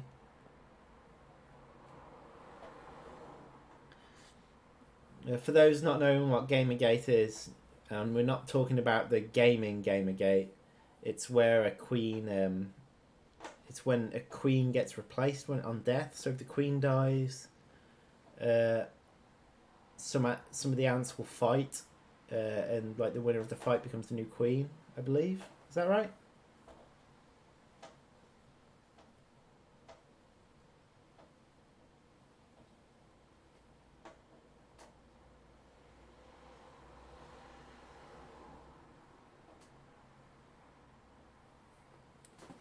Hello, Ramanji. Thank you for the game. I like it very much.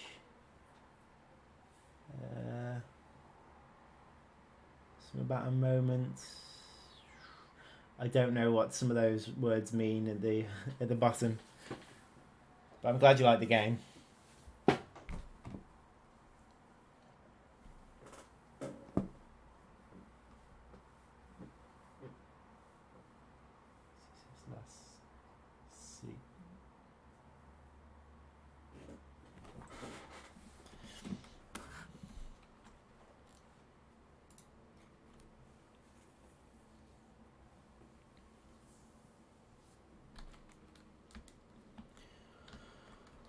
Okay, right, anyway, what time are we on? We've got 15 more minutes. So, what do we want to do with that time? We can try and fix some of this area up at the top right. Okay, so basically I don't think we had enough food reward for this area. I'm fairly happy with the amount of food the player had access to at the start of the level. However, after killing this stuff, it really didn't feel like there was enough reward to take on the next area. Do some light, put some out there.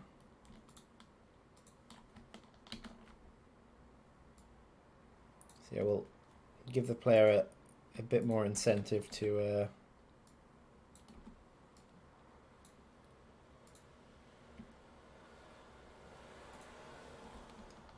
take on this area.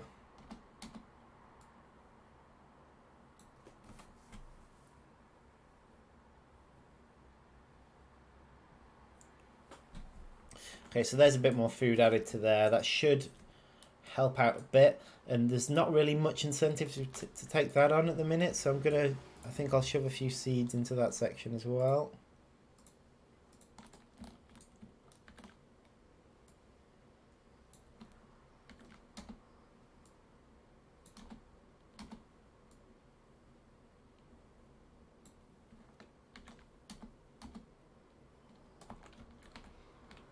I mean, you get food from killing stuff anyway, but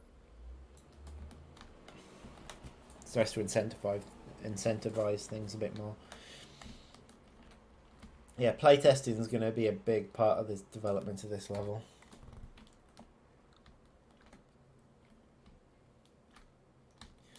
Okay, so hopefully that'll clear some of that up. Did we come to an idea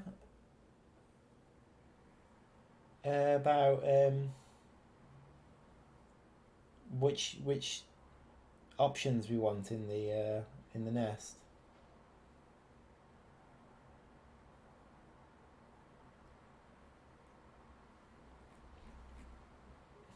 Maybe you can make one open up underground as a bivouac. You dig, and you can build in limited space. Change the aesthetic to make it look like it's made of ants, not dirt. I have actually thought about that, like building in a bivouac. I'm not sure it makes much sense though. I mean, you could do. I don't know.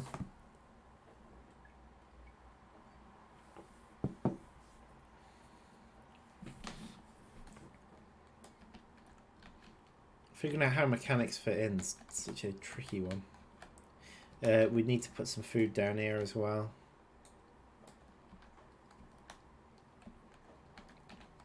Let's just put a few dead things down here, I think.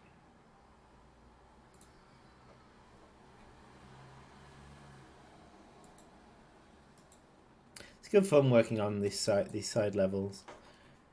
It's so much easier than doing the campaign levels. And you can be creative on the fly.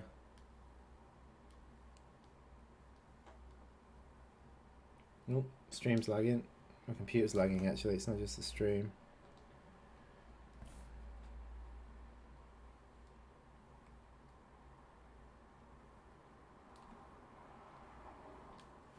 I wonder if my computer's doing something in the background.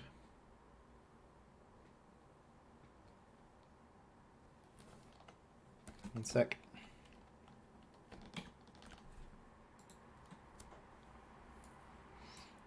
Just having a look to see what's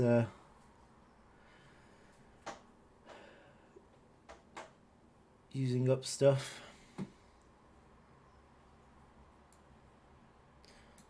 Unsurprisingly, it's almost entirely Unreal Engine. Maybe the engine's trying to do something in the background.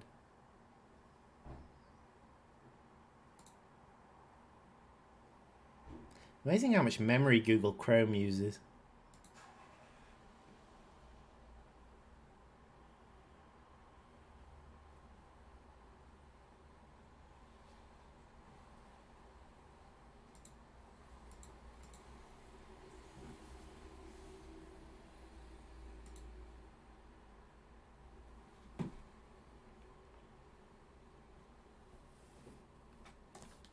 Anyway, it seems back to normal. No, it's still going slow.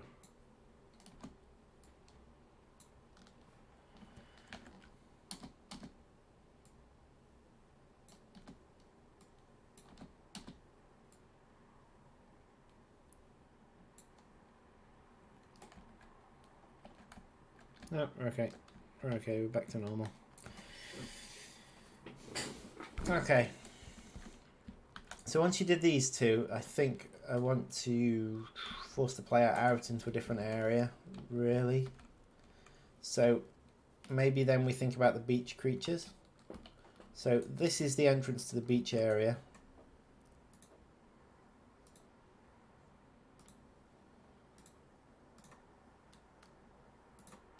And perhaps this can be an alternative starting area as well. So maybe the creatures in this area really aren't so bad at the start, at the first couple of areas.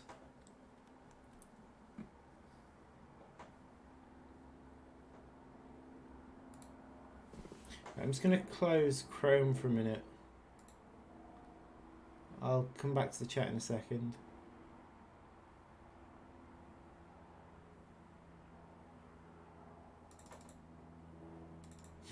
You want to watch the Velvet Worm at the end? Yeah, okay. I'll show the Velvet Worm at the end of the stream. I'm just going to close Chrome for a minute so to refresh it.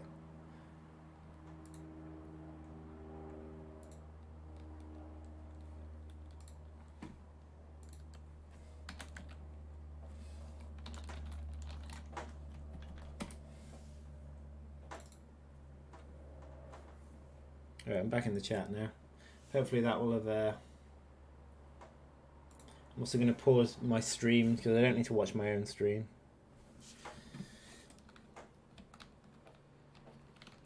Yeah, we can finish with having a blast at looking at the Velvet Worm, deciding on what needs doing with it.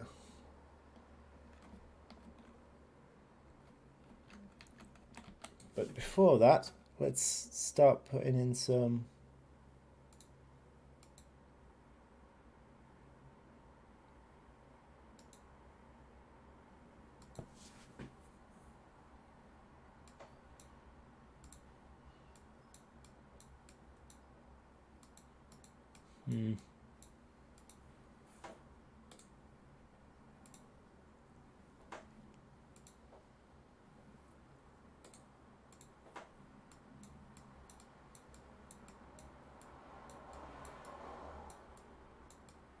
Sorry, I'm just trying to figure out what's going on over here.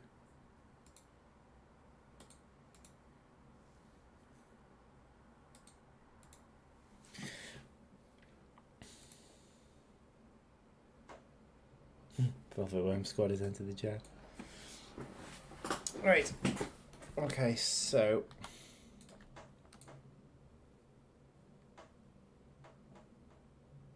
I want the beach creatures.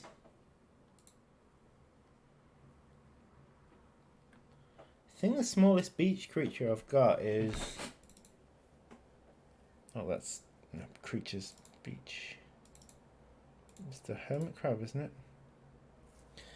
Oh, there's the spiderling, the small hermit crab. Stray wood ant.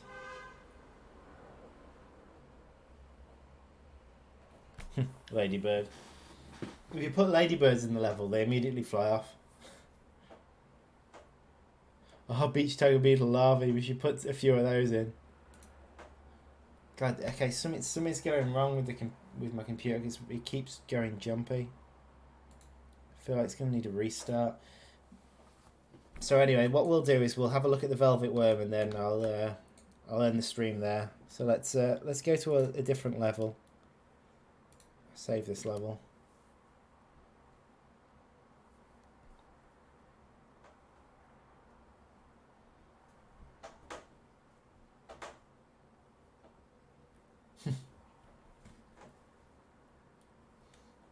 Why not both?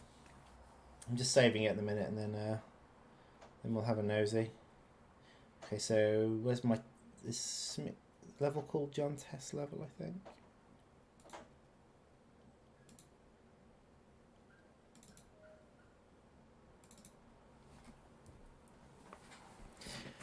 What might also be making things go jumpy might be some of the checks that have been put in place for the new movement code, which haven't been tested properly yet. This was me checking to see that this ant could see all these things. Which apparently it can. Anyway, let's shove the Velvet Worm down. Have a nosy at it. I don't like how jumpy my computer's running at the minute.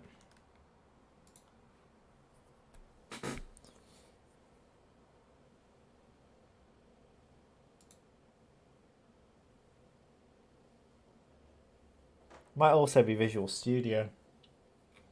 There's quite a few things going on at the moment. Anyway, let's do this quick because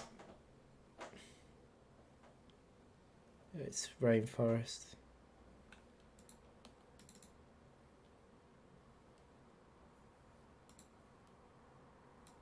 Velvet worm. What, you wanted a few, you say?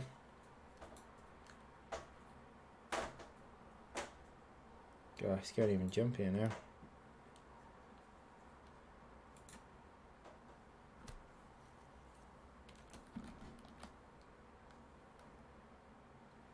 Whoa, it's funny watching them interact with each other, actually.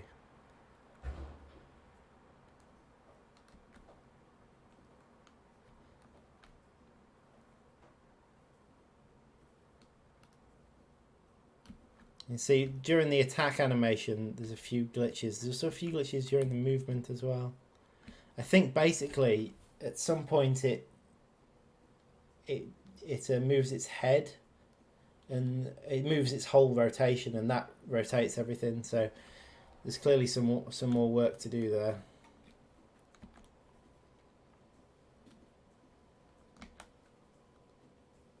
Ignore the thorns flying around the head. That was a first attempt at something to signify that a creature has thorns, and I'm not a big fan of it. More velvet worm. As you can see, there's still plenty of work to be done on it. I think its collision area is only a small area at the front, actually.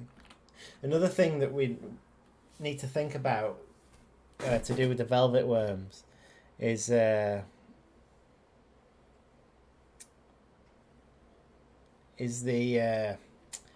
visual of them, being able to see them. So as it stands at the minute, everything has like a single visual point. I need to potentially give it a couple of visual points, and that's actually quite a big job. I won't necessarily do that. I might decide it's a better idea not to do that.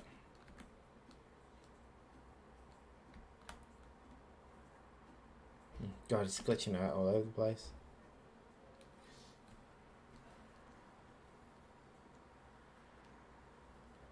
Bullying the Leafcutter family. Velvet worms. Yeah, they've got a lot of health at the minute. I'm not sure. Actually, I think their stats are coming from a different creature. Maybe they're not, though. Maybe they do have their own stats.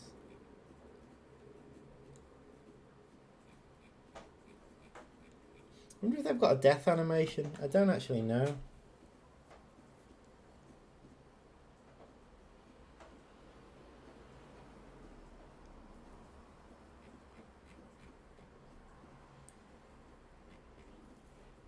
It's called name. Creature name. Spiny devil. The large spiny devil. That's what they are.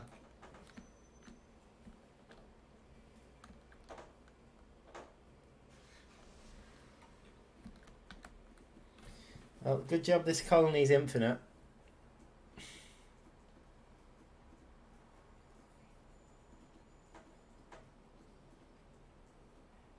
Yeah, I think Matt did a good job of the movement, even though it was just for a test.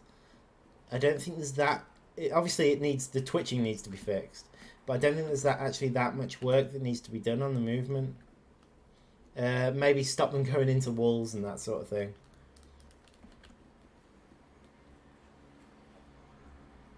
But the legs move when it walks and all that. I want to see what happens when one dies. Maybe it'll crash. That'll be a good end to the stream. The one that's closest to death's not actually being attacked at the minute. Go on, Leafcutters. You can do it. I believe in you.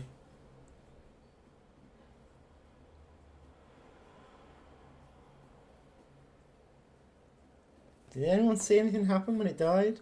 Is it this one? Must be this one.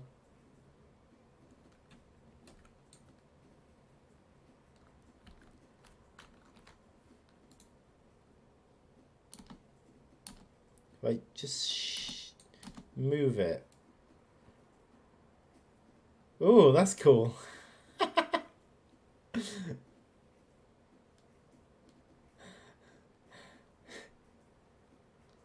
There's some insight in how he's done the movement code of the thing.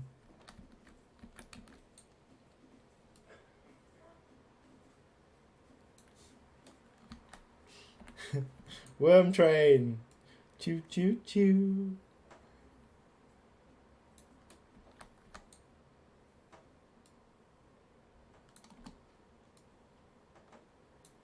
Oh, it doesn't like to rotate. Ah, the rotation follows on. I think I've slanted it onto its side. Yeah, I have. We'll just do more of that.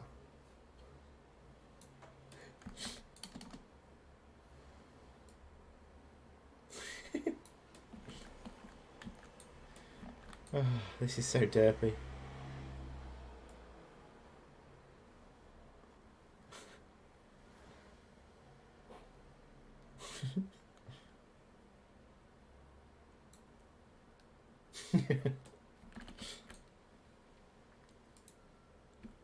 Maybe I can move loads of them at the same time. I'm saying I move 2.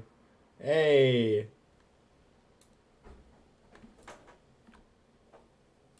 Come on, worms. Way.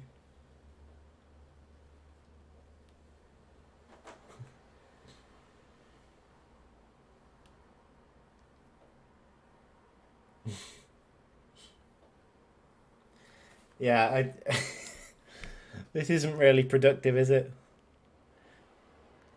Honestly, this isn't how I spend most of my working day. Whee! What am I looking at?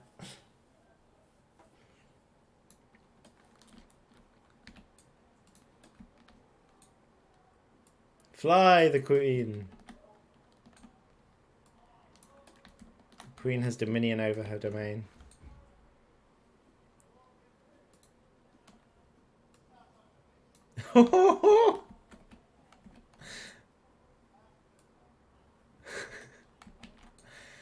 Okay, yeah. I'm officially having too much fun with my flying velvet worms.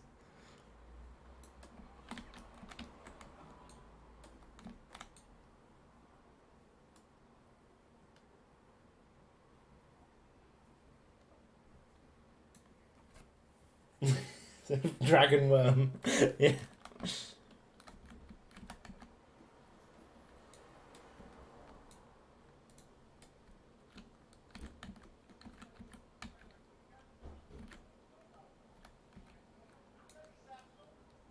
I think I'll print screen that.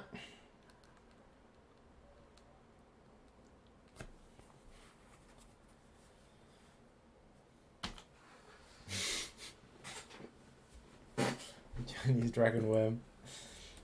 All right, guys. I think that's us for today. Got a bit derpy towards the end there.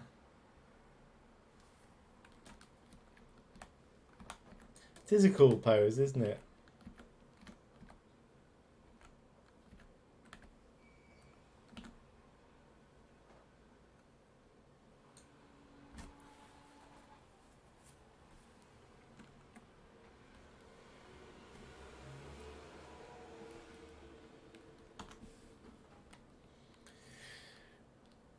Right. Thanks very much for joining. It's interesting to see how these things work on the back end and how they set up. So the thing just follows its head.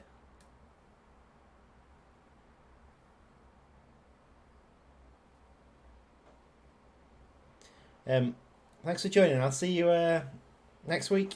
Should be back next Thursday.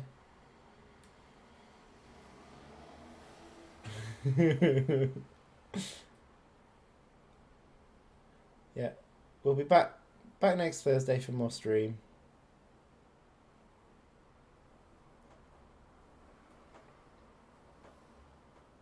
Yeah, bye everyone. Thanks for joining me. Another cracking stream. See you next time.